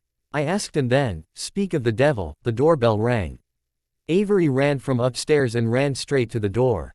She looked behind her too. Make sure me and Bella were in sight before opening the door. She squealed and ran to hug the little boy at the door. My whole body tensed and Bella laughed again and rubbed my arm. After she pulled away I was finally able to see the little boy. He was taller than Avery and he had on what looked like a navy costume. I could see he had dark hair under his hat, but it was cut short. He had glasses and his face was flushed and he had a big smile while looking at my daughter. You better watch it, kid. That is my baby. Nerd. I muttered in Bella's ear, referring to the little boy. That earned me a very hard smack to the back of the head by Bella and that shit hurt. She walked away from me to greet the kid and his mother. She had jet black hair and was dressed in a business suit and she looked really tired. Hey Bella, thank you so much for doing this, you don't know how much this means to me. She said sincerely once she saw Bella. Oh Angela, please, it is nothing, I am glad we can help. Bella said just as sincerely. Then she turned to look at me and coaxed me over with her hand. I walked up to where she was standing with Angela. Angela, this is my fiancé, Edward. Edward, this is Angela, Spencer's mom. I stuck my hand out to be polite and she shook it back. Nice to meet you, Edward. Thank you for taking Spencer with you guys. It's no problem, I said, and then she bent down to Spencer's level and kissed his cheek and told him goodbye and that she loved him. That left me, Bella, Avery, and the kid standing in the foyer. But Avery cut the silence right away. Spencer, she said and dragged him over to where I was. This is my daddy and he is the coolest person in the world. Take that nerd child. Spencer took his hat off, stuck his hand out to me, and looked really nervous. Hello, Edward. My name is Spencer William Cheney. I shook his hand quickly and muttered a hi. All right, Avery, come on upstairs so we can get ready. Bella said and Avery ran up to Bella and they went upstairs together. Which left me in the foyer standing awkwardly with the kid. I cleared my throat. Why don't we go sit in the living room? I said and showed him the way. He followed after me and he sat down on the couch. I sat down next to him on the far end. He glanced at me from the side every once in a while but mostly just swung his legs and didn't look at me. So what are your intentions with my daughter? I asked. My voice caused him to jump and he looked at me. I don't know what that means, sir. He said nervously. Yeah, sure he doesn't. Well, why did you want to be a Navy SEAL for Halloween? His face lit up and he had a big smile on his face to show off his crooked teeth. My dad is in the Navy. He said proudly. Well shit, now I feel like an asshole. The poor kid's father was probably out overseas and that is why his mother couldn't take him trick-or-treating tonight because she needs to work in order to support herself and her son while his dad was gone. I know how that feels. That is pretty cool, I said, trying to sound nicer. I have to try not to be too nice though, I don't want him to think he can walk all over me. Because if he messes with my daughter, I will mess him up. Yeah, but he has to go away a lot of the times, he said sadly. But he always brings me cool stuff. That's great, I said, and he just nodded his head and went back to staring at the wall in front of him and kicking his feet. So how did you become friends with Avery? I asked. If he said something like he kissed her or something, I was going to flip. He smiled fondly. Well, he said, and looked up at me and pushed his glasses up his nose with one finger. There is this boy in our class and his name is Adam, and he is a big bully. One day, he was picking on me and making fun of my glasses and throwing pieces of paper at me. Kids can really be so cruel sometimes. And then Avery came over and called them meanie poopy heads and told them they were all ugly and have no friends. Whoa, my daughter is badass. Then, she asked me if I wanted to play with her and she is my only friend. And Adam doesn't pick on me anymore. I didn't think it was possible for me to love my daughter more, but I was wrong. Well, I am glad she was there to help you. You really shouldn't listen to what other people say about you, Spence. All that matters is what you think of yourself. I know, that is what Avery told me. He said, I led, and then we started talking about random stuff. He told me about his Hot Wheels cars and his book about bugs. He was an alright kid, and I have to admit it was kind of nice to have another boy to talk to. I am constantly surrounded by girls. We stopped talking when we heard footsteps coming from upstairs. Carlisle appeared first and Abby was after him. She looked cute in her witch outfit. She wasn't a scary witch though. She looked like a little fairy witch type of thing. She had the witch hat too. Wow, Abby, you look great, I said, and she twirled around. Thank you, Uncle Edward. She excl. Aimed, and I looked at Carlisle and Esme and saw they were looking at her with so much love. I could tell it meant a lot to them to experience their first Halloween with their daughter. Next to come due WN was Bella with Avery close behind her. My beautiful girl was a ladybug, and she was the cutest fucking ladybug that this world has ever seen. She had a red dress on that was decorated like a ladybug and black tights on. She had ladybug wings and a headband that gave her a ladybug antenna. She skipped over to me and picked her up as soon as she got to me. I scattered butterfly kisses all over her face, causing her to giggle and lighting up my world. You look adorable, my baby, I said, and she kissed my cheek. Thank you, Daddy, she said, and then squirmed down to stand with Spencer. I looked toward the stairs waiting for my other girl to come down, but then I felt a little hand tug on my shirt.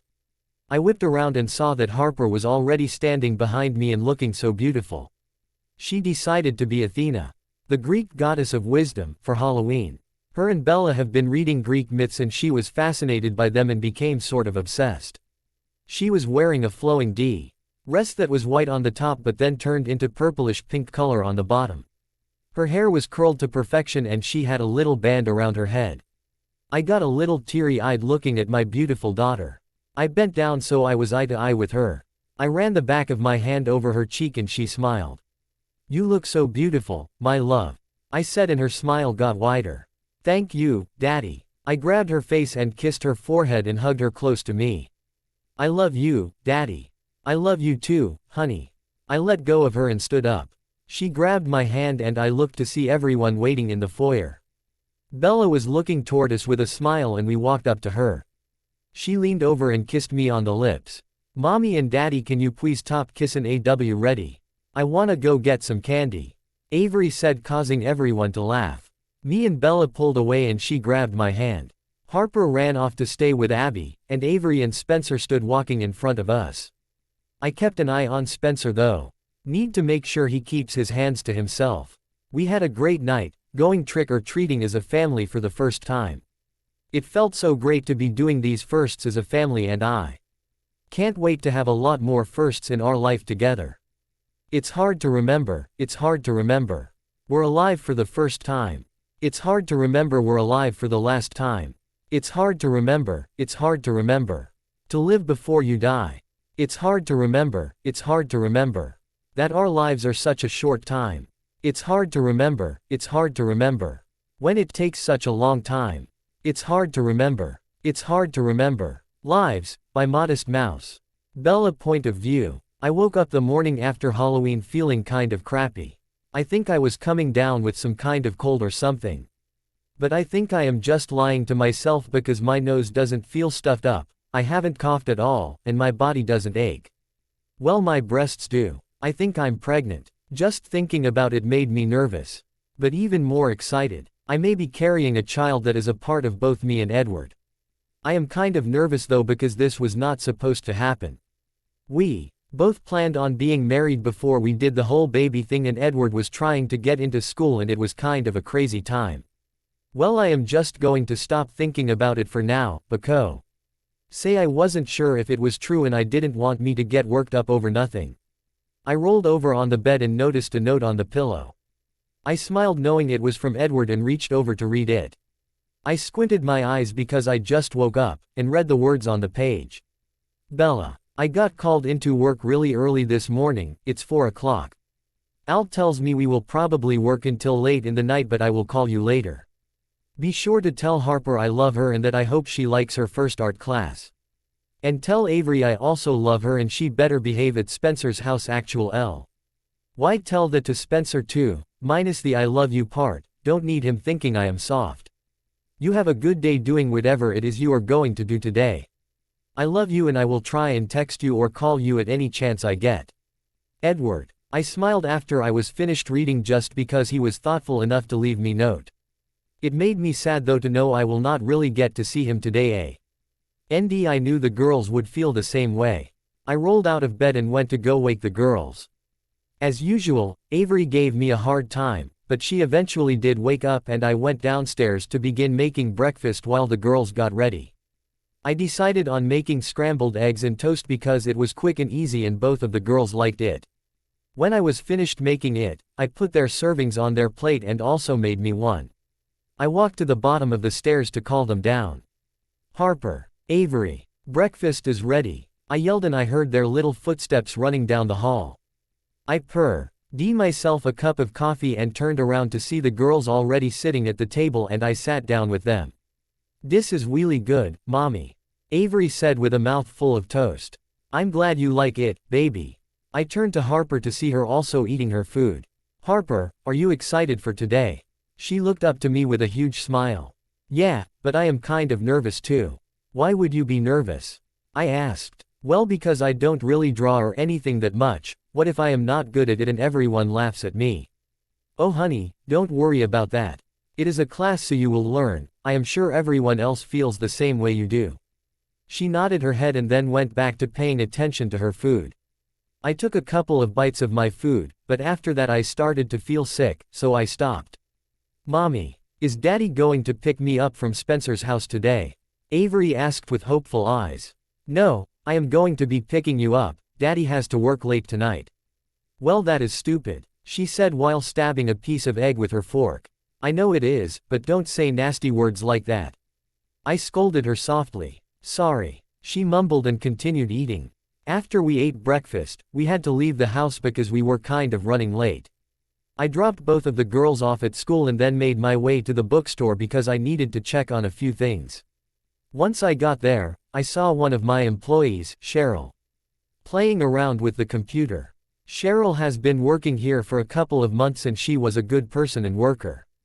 She was in her 50s and was slightly overweight with short blonde hair and glasses. Hey Bella, she said from her spot behind the desk. Hey Cheryl, how are you doing? I'm doing pretty good. Aaron is bringing me out on a hot date tonight, she said with a smile. Ron was her husband for 30 years and they were both so in love it was sickening. That sounds like fun, I said as I walked behind the counter and started sifting through my messages. Yeah, I would ask you how you are doing. But how can you be anything but perfect with the hunky piece of man meat you live with? I snorted at her comment. Cheryl had quite a little crush on Edward. Whenever he would come into the store, she would shamelessly flirt with him. At first he just blushed and didn't know what to say, but after the first couple of times he started flirting with her back. It was actually quite comical. But if Cheryl wasn't happily married with Aaron, I would not be so happy about their flirting games. Yes, things are perfect, but stay away from my man, bitch, I said with a smile and she laughed because she knew I was just kidding around. I looked at one of the papers that had my messages on it and all it said was, someone called and gave no name. Hey Cheryl, were you the one who answered this? I asked as I put the paper in front of her. Oh yeah, that was the strangest call. It was a woman, and she called and asked for you. I told her you weren't available and then she asked for Edward. Really? I asked. That was strange. Yeah, she asked if he was here, and I told her no of course. I asked if she wanted me to leave a message for you, but she said no and hung up. Oh wow, that's weird. I said and just shrugged and threw the paper out. It must have not been that important. I finished up things at the bookstore after a couple of hours.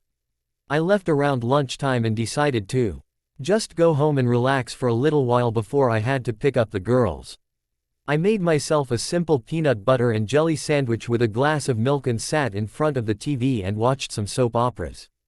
It was nice to just chill out by myself, but I began to miss both the girls and Edward. I felt a sudden nauseous feeling in my stomach and I clamped my hand over my mouth and ran for the bathroom. Thankfully I made it there in time and emptied all of the contents of my stomach in the toilet bowl. Once I was finished, I flushed the toilet and rinsed my mouth out in the sink. I hate throwing up. I brushed my teeth and went to the living room where I left my phone and called Alice. She answered on the third ring. Hello, Bella, she said in a happy voice. Hi, Alice, I said in a not so happy voice. Bella, what's wrong? She asked with concern in her voice. I fell back on the couch and ran my hand through my hair. I don't know if it is wrong exactly, but something is going on, I think. What is it, Bella? I think I am pregnant. Alice. I heard her sudden intake of breath on the other end and she was uncharacteristically silent. Are you kidding? She asked in disbelief. Alice, why would I joke about something like that? This is serious, I said. Oh, I know it is, Bella. Have you taken the test? No, not yet, but I think I should, but I don't want to do it alone. Can you come over later on? Of course, but don't you want to do that with Edward? Yeah, but he isn't going to be home until late tonight and I just need to know. And plus, I don't want to get his hopes up or anything if it's not true. All right, when should I come over? Come at around 4, please.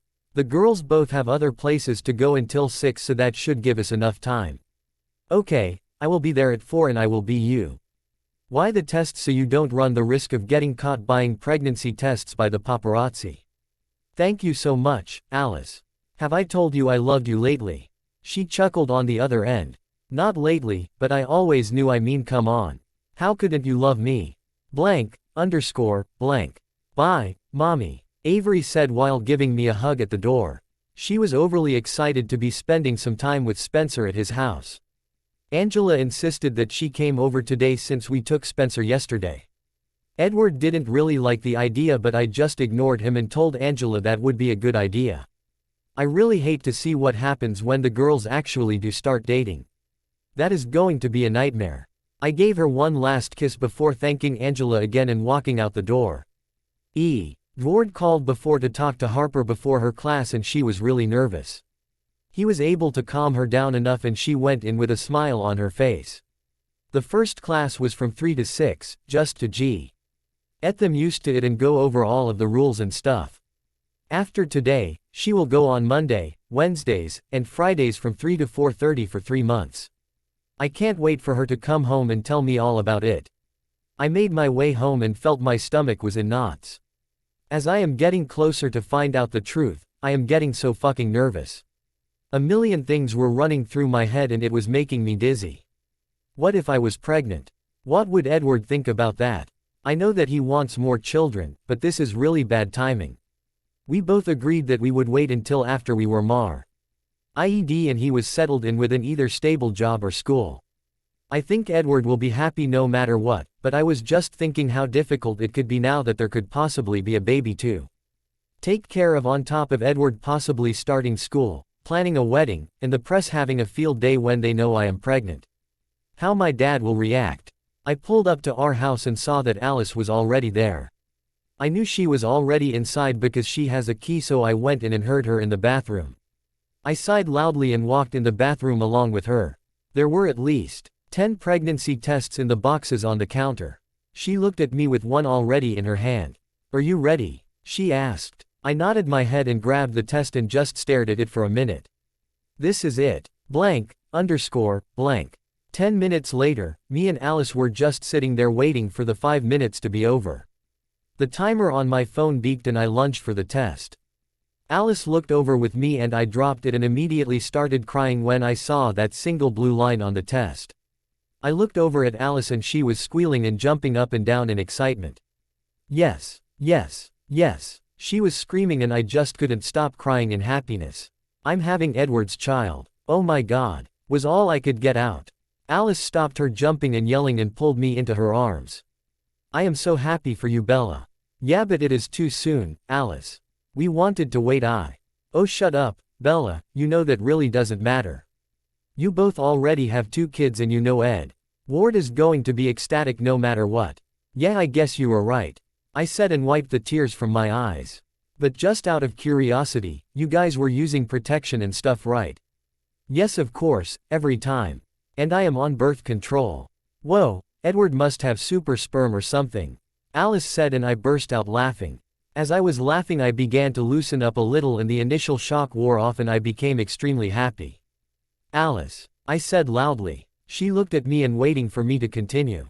I'm having a baby, I practically squealed. I know, she squealed back and wrapped her arms around me and I wrapped them around her and we both started jumping in excitement. I can't wait to tell Edward. Blank, underscore, blank. I hate you, I hate you, I hate you. I heard Avery yell from the living room. I groaned because she has been like this for the past hour.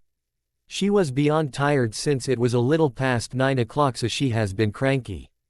I tried to tell her to just go to bed, but she flat out refused because she wanted to see Edward. I walked out of the kitchen and in the living room to see Avery on the middle of the floor with her arms crossed and crying. It killed me to see her so upset, but I was still getting annoyed with her behavior. Harper was lying on the couch watching TV and ignoring her. What is going on in here? I asked as I entered the living room. Mom, she is just being a little brat. I am watching this show and she tried to take the remote away from me, Harper said while craning her neck to look at me. I looked over at Avery. Avery, I already told you that you and your sister had to take turns on watching shows. Yours is done, so it is her turn now. I don't care, she said with an attitude and looked away from me. Avery, say sorry to your sister right now or you are going to bed right this minute. I felt bad having to punish her, but she has to learn somehow. No, she said while looking at me. All right, let's go. You are going to bed now, I said and made my way to her to bring her upstairs. I picked her up and she tried to squirm out of my hands and started to kick and scream. No, let go of me. I want my daddy. I don't want you. I want my daddy. Daddy, daddy. She started screaming. I felt tears welling in my eyes because I hated doing this to her, but she has to learn. Why is being a parent so difficult? I made my way to her room and opened the door and put her on the bed. As soon as she got to the bed she started to scoot down and leave, but I caught her before she could get too far. Avery Grace Cullen, stop this right now, I said firmly and put her back on the bed. She stopped struggling when she heard my serious tone. Now you are going to stay in here, on this bed, and I will have your father come and talk to you when he gets home, I said and walked out the door. I saw Harper in the hallway. Mommy, I am just going to lie down because I am really tired. Can you tell Daddy to wake me up when he gets here? She asked sweetly. Yes, I will, I said and walked up to her and give her a kiss and a hug. I love you, honey. Love you too, Mommy, she said. I walked downstairs and sat down on the living room chair and I just felt like crying. I don't even really know why.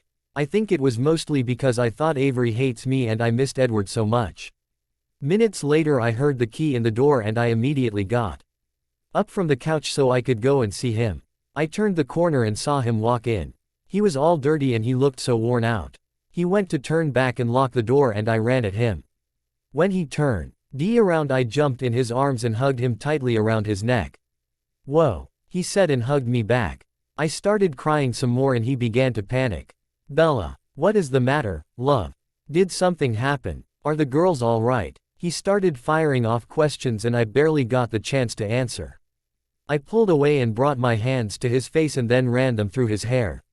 No, everything is fine, I just really missed you today, I said as I stared at his handsome face. His face softened and he leaned forward to give me a quick kiss. Oh, and Avery might just hate me. He looked shocked. What happened? He asked. Well, she was really cranky because she was tired and missing you, so she was throwing fits over everything, so she got in an argument with Harper and she was having an attitude with me. So I brought her to her room. And she was screaming and crying and kicking and she was just really upset with me. I said, and I felt another tear fall down my cheek, but Edward caught it with his thumb and didn't let it get too far. I'm sorry, love. I know they can be quite a handful and what you did was the right thing to do. Yeah, but I don't want her to hate me, I said and rested my head on his chest. Just having him close to me made me feel so much better. She doesn't hate you, Bella. Do you know how many times I had to put her in timeout and stuff like that? A lot. I love both of my daughters more than anything. But they both have their days, all kids do. So don't worry about Avery, she will get over it, she is 3, she doesn't hold grudges. I smiled and leaned up to kiss him once again. I hope you were right. I said. I am right, I am always right. He said cockily. I slapped his chest and he laughed. I will go up and talk to her, love. Where is Harper? He asked. She was too tired so she went upstairs to lie down. She told me to tell you to wake her up when you got here. I noticed the sadness in his eyes when he realized he couldn't spend much time with them today. Okay, I will be right back, he said and quietly went up the stairs. I followed up after him and went to our bedroom. I changed into my pajamas and brushed my teeth. I went to sit on the bed and wait. For Edward because I couldn't wait to tell him. 15 minutes later he walked in and gave me a quick kiss. I am just going to shower, love, he said and went to the bathroom that was in our room. I let him go but I didn't want to. I need to tell him. He was out of the shower another 15 minutes later and then he crawled under the covers with me and pulled me into his chest. I missed you today, he said and kissed my forehead. I brought my hands to his face. I missed you too, babe, I said and kissed his nose. How was work? Tiring, we didn't stop all day, he said with his eyes closed. I could tell he was beyond exhausted. Hey Edward, I said and his eyes immediately opened at the tone of my voice. Yes, Bella, he said warily. I found out something today. Okay, he said and waiting expectantly for the rest. I figured I might as well just let it out instead of doing all of the explaining because he was really tired. I'm pregnant, I said bluntly. His eyes popped out of his head and his mouth opened up in shock. He just stared at me like I just told him I am secretly an octopus or something. I bit my lip because he wasn't saying anything and he looked like he was in a daze. Edward, say something, I said. He didn't move though and I began to become worried. Edward, I said and shook him by his shoulders. He seemed to snap out of it. What? He asked. I laughed. I am pregnant, Edward, I said again and this time he didn't look shocked, instead a huge smile spread across his face and it was beautiful. Are you serious? He asked in a higher tone and he looked like he was on the verge of either laughing or crying. Of course I am serious, Edward. Why would I joke about something like that? I asked rhetorically and then he surprised me when his lips crashed to mine. He rolled on top of me and kissed me fervently. I smiled against his lips because I take this as he is as happy as I am. He ended the kiss with a few quick pecks and then pulled away and pushed the hair out of my face. We are going to have a baby, he said in wonderment as he looked at me with so much love I almost started crying again. Yes, we are having a baby, I said and he bent down to kiss me again. I love you so much, Bella, he said against my lips and placed his hand on my stomach where our baby was. I love you too, babe, I said and leaned up to kiss his lips once. He rolled off of me, lied on my side. He scooted down so he was eye level with my stomach. He lifted my shirt and placed a single kiss over where our baby was, and then began rubbing my still flat belly. And I love you, little one, he said and kissed my stomach again. The tears finally came back and started falling down my cheeks as I looked at the father of my children talk to our unborn baby. But could you do your old man a favor and maybe grow a penis? I laughed at him and he laughed too and kissed my stomach one more time before coming back up to me and kissing me again. We both laughed and smiled and kissed and just led in the love and happiness that surrounded us in this new revelation. We are going to have a baby. Blank, underscore, blank. Oh shit, look at my son, he looks just like me. Edward saw. It from the passenger seat of the car as we were driving home from the doctor's office. It was now Wednesday and Edward got the day off of work so we could go to our first appointment. I am indeed pregnant and according to the doctor I have been for 3 months. Edward was now holding the sonogram picture that showed our baby. First of all, you don't even know if it is a boy, and second of all, why? Oh, you can't even tell anything from that picture other than there is in fact a baby in there. Hush, that is my son and he is going to be beautiful. He said and just continued to stare at the picture. I mean, come on, look at his mother. He said and took my hand and kissed it. I smiled and felt so lucky to have such a wonderful man to spend the rest of my life with. We went home and just sat out on the couch and watched TV and talked and laughed. We talked a lot and talked mostly about the girls and the baby. It was only 10 in the morning so it was too early for lunch so we just enjoyed just being with each other. Edward soon fell asleep on the couch and I turned the TV off and curled up closer to him, and figured a nap sounded pretty damn good right now. I was almost asleep when I heard a knock on the door. I quickly, but gently got out off of the couch so I wouldn't wake Edward and quietly walked to the door. I opened it and saw 2 people standing behind it. The man was very tall and handsome with dark black hair that was slightly graying. The woman had hair that was the same as Edward's and she was very beautiful. It can't be. Hi, I said nervously. The man smiled and it looked too much like Edward's. Would you look at that, Elizabeth, he actually does live with her. He said kind of rudely. Elizabeth smirked and just stared at me and it was making me uncomfortable. Can I help you? I asked. Oh yes. We were just looking for Edward, our son. Elizabeth said with the smirk still on her face. If you could call him that. The man muttered and I instantly wanted to knock his lights out. He is not here, I said. I felt my face getting hot and I felt like throwing up again. I instinctively put my hand over my stomach because I felt threatened by them just being here. Oh, well, can we come in and wait for him? Edward Sr. asked. No, he doesn't live here. I lied because I didn't know what else to do. I don't like these people already and I didn't want Edward to be upset from seeing them. He is too happy right now. I won't let them ruin that for him. But it seems all of my luck ran out when I heard noises coming from the living room. Bella. I heard Edward groggily call my name. I wanted to answer him but I was hoping they didn't hear that, and Edward would just go back to sleep. My hope was smashed when I heard Edward's footsteps and he entered the foyer while rubbing his eyes. He saw me, but his parents were still blocked from his view because of the door. Who's at the door? He asked as he started walking towards me. I wanted to tell him to stop and to go back to bed. But I didn't because I knew it would be a useless effort. He walked so he could see who was behind the door, and when he did, a look of pure shock and pain flashed in his eyes. He took a couple of St. Epps back and brought his hands to his hair and the pain I saw on his face was physically killing me and I felt my stomach lurch. Shish, baby, it's okay. We just need to help your daddy get through this. Mom, Dad. Edward sighed with disbelief in his voice. I want to tell you that everything will be okay. That everything will eventually turn itself to gold. So keep pushing through it all. Don't follow, lead the way. Don't lose yourself or your hope. 'Cause life's like a jump rope. Jump Rope, by Blue October. Edward point of view. Mom, Dad, I said in disbelief. I can't believe this is happening. I thought I would never see my parents again. But I was obviously wrong.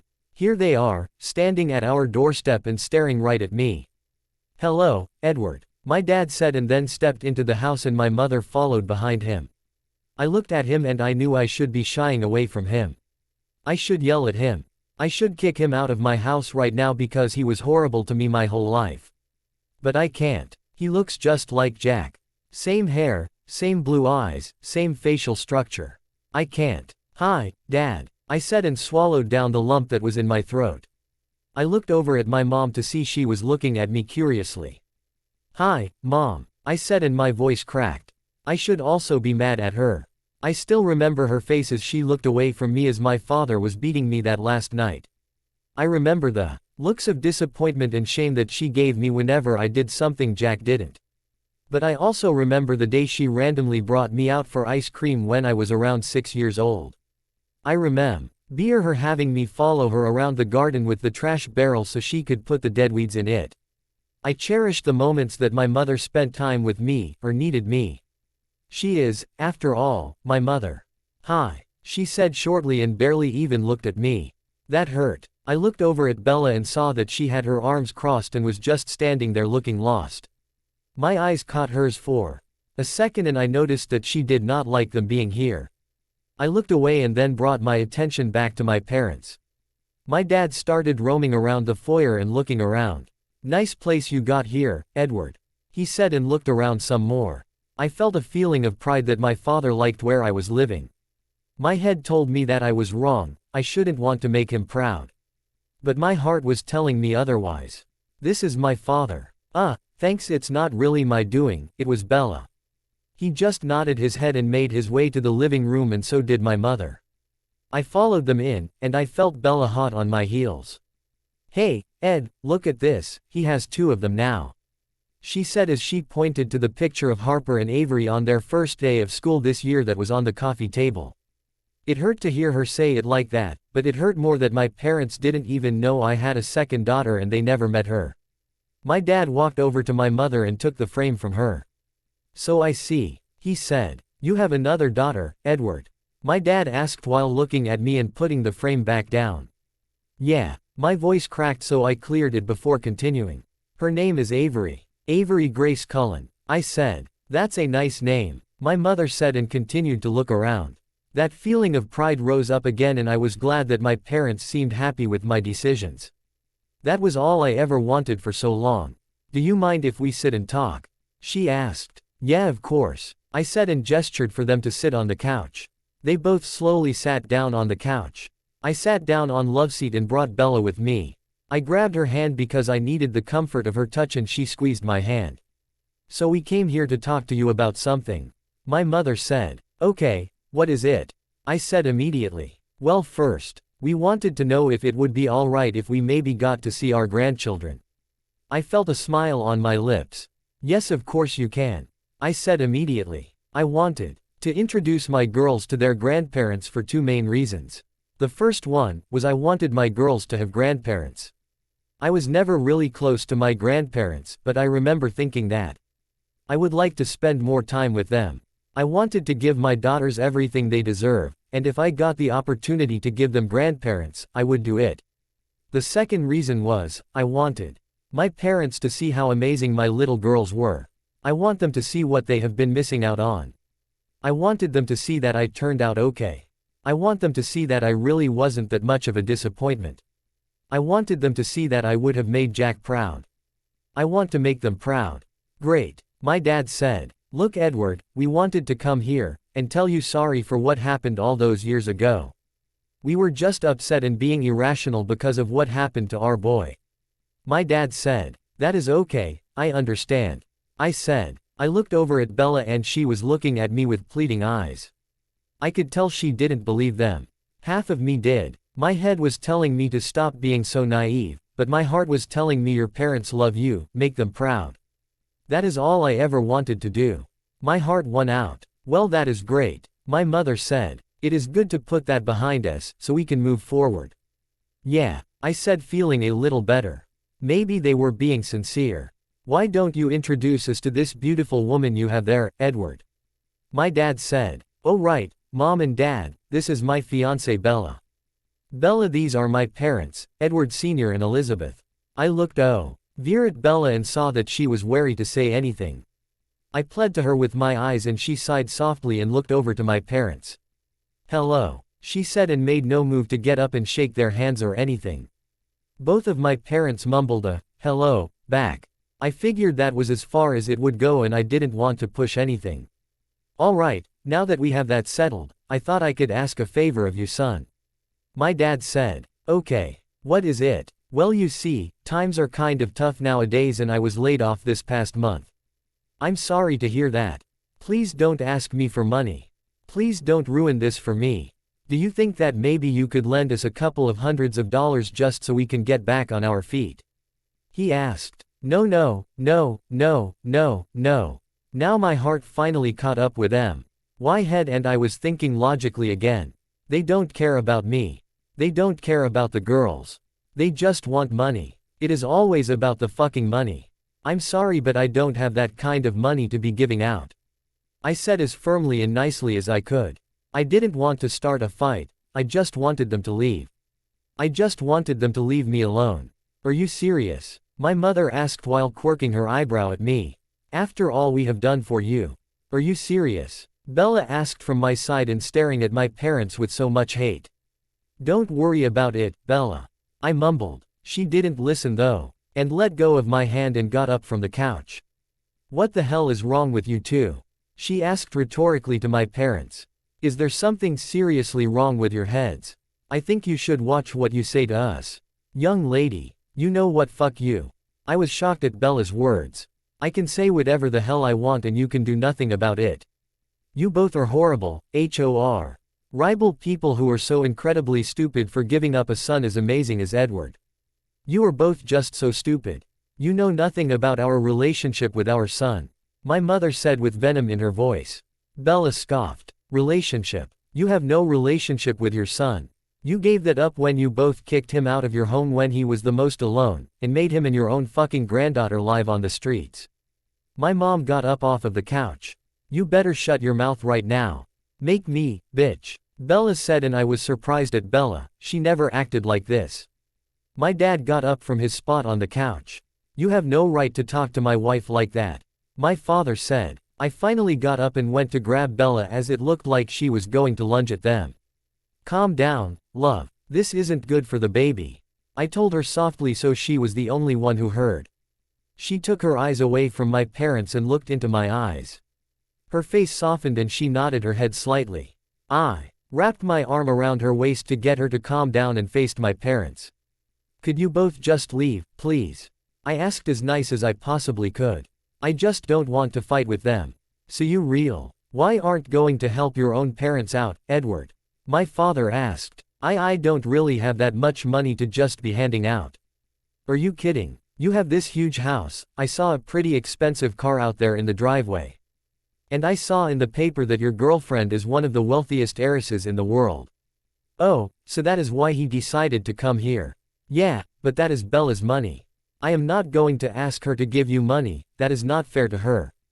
Oh, but you have no problem using it for your pleasure now, do you? I was about to say something, but Bella beat me to it. You have no idea how he uses my money. Bella said with venom in her voice. But he uses it, doesn't he? Bella didn't answer and neither did I. You know what, Edward, you are still the same lazy, selfish, and stupid kid you were back then. I felt a pain in my chest but I did my best to just ignore it. Don't let him affect you. Don't do it. Here you are, living off other people like you always do. You lived off of us and you also lived off of your brother. And now look at your brother. He was twice the man you will ever be, and I wish every day that it was you who was dead right now, and not him. Tears instantly flooded to my eyes but I couldn't let them fall. I don't want to see me when I am weak. It hurts like hell though, when your father tells you he wishes you were dead. Before I could even think, Bella was in front of me and she shoved my dad back by his shoulders. You fucking bastard, she said and pushed him again. I went to go grab her away from my father but before I could even take a step, my father shoved Bella back. Oh, hell fucking no. Bella stumbled back a little and I went behind her so she wouldn't fall, all while keeping my eyes on my father. I moved Bella behind me and approached my father. I grabbed the front of his shirt and dragged him over so I could slam him against the wall. I had a sense of déjà vu, because I remember doing the same exact thing to Bella's father. His head hit the wall hard and flung back. Don't you ever fucking touch her again. Do you hear me? I yelled in his face. Who the fuck do you think you are? I asked rhetorically. No one touches Bella like that. No one. I got even madder when he had a smile on his face, completely unfazed by words or my actions. Go ahead, Edward, hit me. He said, egging me on. You aren't worth the strength. I said and shed him one more time before letting go and taking a step back.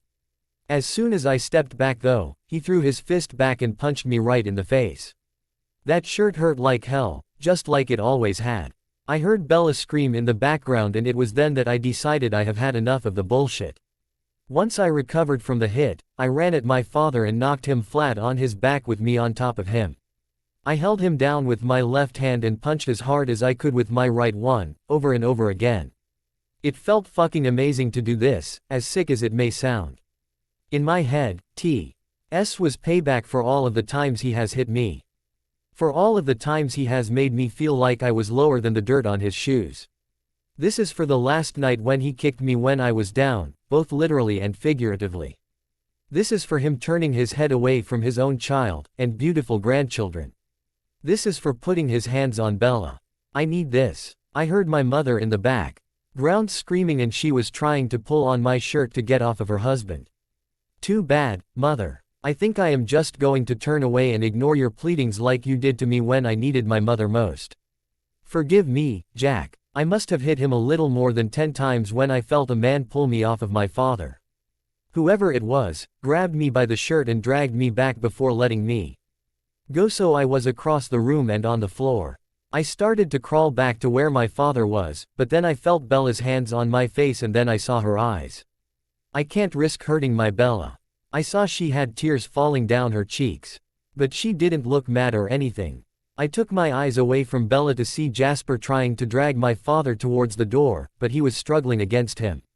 He had blood running from his nose and I noticed his swollen lip. I know it should cause a son pain when they see their dad hurt, but I felt nothing at all. I saw Alice standing in the entryway of the living room looking shocked, while darting her eyes between Jasper and my father, and me and Bella. I decided to help Jasper because my father was being a douchebag as usual. I got up and grabbed my father's other arm and we both dragged him towards the door. Get your hands off of him, you monster, my mother said while hitting my back. I just ignored her though. Elizabeth, just don't worry about it. Our son has no respect for anyone. He is a piece of shit. I ignored him too, until I heard Jasper suck in a breath in pain. I looked over and saw that my father bit his arm. Fucking bit him. I ripped my father from Jasper's arms because Jasper didn't deserve any of this and I dragged him by myself to the door. Once we got there, I opened the door and threw him out and he landed on his ass on the porch. Get the fuck off of my property, you son of a bitch, I said. My mother walked out from behind me and knelt down to my father. My father kept his eyes on me. You should be ashamed of yourself. Hitting your own father. What kind of person does that? He said. Are you fucking kidding me? What kind of parents abandon the only son they have that is alive? You should both be ashamed of yourself. I know Jack would be ashamed of the both of you. You are both horrible parents and people. Now get the fuck off of my property before I call the cops and tell them you assaulted my girlfriend. My father got up from the floor and started backing away from me. Him and my mother walked down the stairs of the porch. Once they reached the bottom, my father turned around and spit in my direction. That's mature. I just rolled my eyes and shut the door. My hands instantly went to my hair and I sighed out loudly. I turned around and saw Bella, Alice, and Jasper all standing behind me and staring at me. Alice still looked shocked. Jasper had his hand over his arm where my father bit him and looking confused and shocked as well. My eyes met with Bella's wet eyes and she let out a whimper when I looked at her and then ran at me. I instantly opened my arms and she wrapped her arms around my neck tightly and started sobbing into my shoulder. I wrapped my arms around her and held onto my love tightly. Shish, Bella. It's okay. They are gone. They aren't coming back. Just stop crying, love. Please stop crying. I plead with her. I hated seeing any of my girls cry. It is just wrong. She squeezed me if that was even possible, and then pulled away to look at my face. She traced her fingers over my jaw, where I am sure a mark was forming where my father punched me. I love you so much, Edward, she said with so much sincerity it blew my mind. She kissed my jaw and gave me a watery smile. I am so proud of you, babe. You have no idea how proud of you I am right now, she said and then kissed my lips. Thank you, love. You are alright though, right? He didn't hurt you, did he? The baby is okay, I asked frantically. Shish, we are both fine, she said and let go of me and brought my hand to her stomach, where our baby was being held safely. I kissed her forehead once and then turned to Alice and Jasper and Bella turned also. I am sorry about that, Jasper. It was no problem, Edward, he said sincerely. Thank you for helping me though. I don't think I would have ever stopped. I said, and Bella grabbed my hand to comfort me. It was working. Were those really your parents, Edward? Alice asked. Unfortunately, yes, they are my parents. But hopefully that will be that last time I will ever see them. Well, good. Because it is obvious you don't need them. Do you think they could sue you or something? I waved my hand to dismiss her question. No. My father hit me first and he put his hands on Bella so he knows he has no argument. Alice gasped and looked at Bella.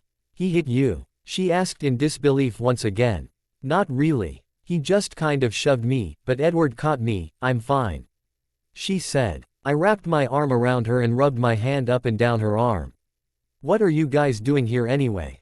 Bella asked. Oh, well, we came by to see how the appointment went with the baby, and I was going to ask if you both wanted to go to lunch with us. Alice said. Okay, well, the appointment went great. I am 3 months pregnant. And the baby is doing perfectly. Bella said with a beautiful smile on her face. I had to smile also just thinking about our little baby that I could not wait to meet. I couldn't wait to watch my baby grow inside of its beautiful mother. I couldn't wait to get every fucking thing that Bella craved during the rest of the pregnancy. I couldn't wait to rub her swollen stomach and feel when our baby starts kicking. I couldn't wait to kiss our baby through Bella's stomach and talk to it, and make sure they know I love them before they even make an entrance into the world. Unfortunately, I wasn't able to experience those little things with Avery and Harper, but I will take advantage of the opportunity now and appreciate it. That is great, Alice said excitedly. It felt amazing. Gee, that there will be more people excited for the birth of mine and Bella's child. I all of a sudden felt bad for my daughters and wanted nothing more to be holding them in my arms right now. I wish I could have had this for them. So what do you say about lunch? I don't know. Bella looked at me, silently asking me if I wanted to go. Sure, that sounds good, we have time before the girls get out of school. Bella smiled at me and I could tell she was happy that I didn't let my father's words get to me. I was over that. I have 2 beautiful children and 1 on the way. I have a beautiful woman who loves me and I love with everything inside of me. I have no reason to doubt the love I get from them every day. I have no reason to complain. Blank.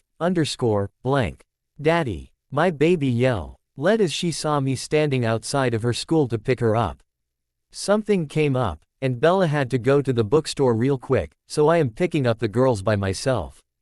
Harper ran the rest of the way to me and I squatted down so I could hug my angel.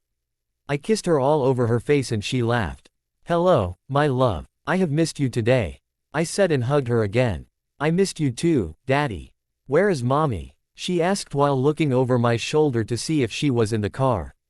She had to go to work real quick, but she should be back in time to see you after your class.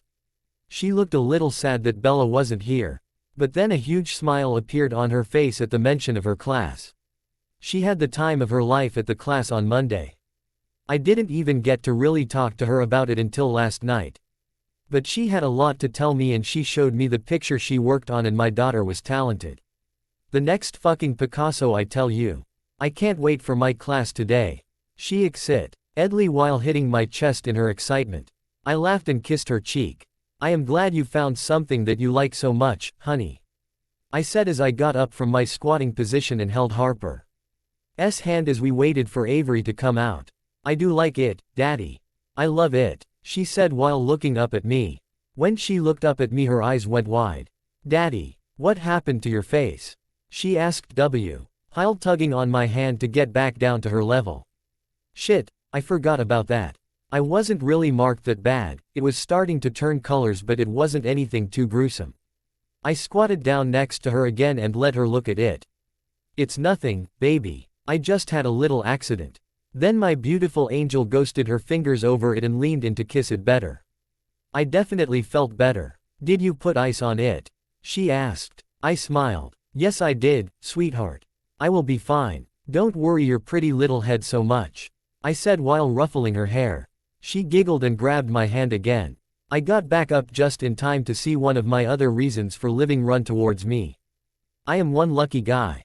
Blank. Hey girls, can you come in here please?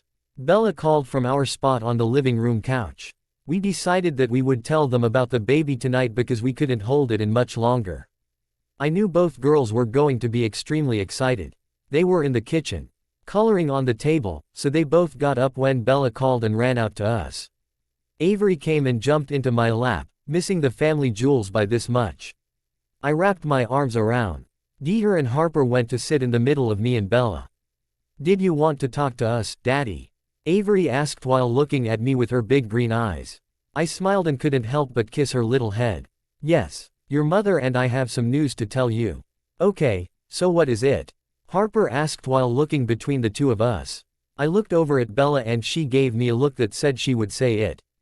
"Your father and I are going to have a baby," Bella said while putting her hand on her stomach, and I smiled at her and then brought my attention back to the girls to gauge their reactions. "Did you already buy it?" Avery asked. We all started laughing at her and I pulled her closer and tickled her little tummy. "Avery, Mom and Dad don't go out and buy a baby, the baby grows in Mommy's tummy," Harper told her with a smile on her face. Avery looked confused, but then her gaze landed on Bella's stomach and then pointed at it. "There is a baby in there?" she asked. "Yes there is, my love. Your little brother or sister is in Mommy's tummy," I told her, and she continued staring at Bella. "I am going to be a big sister?"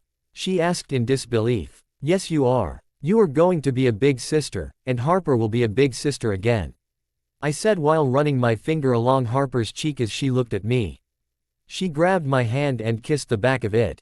"Yeah, but me and Harper didn't grow in Mommy's tummy, right?" Avery asked while looking at me.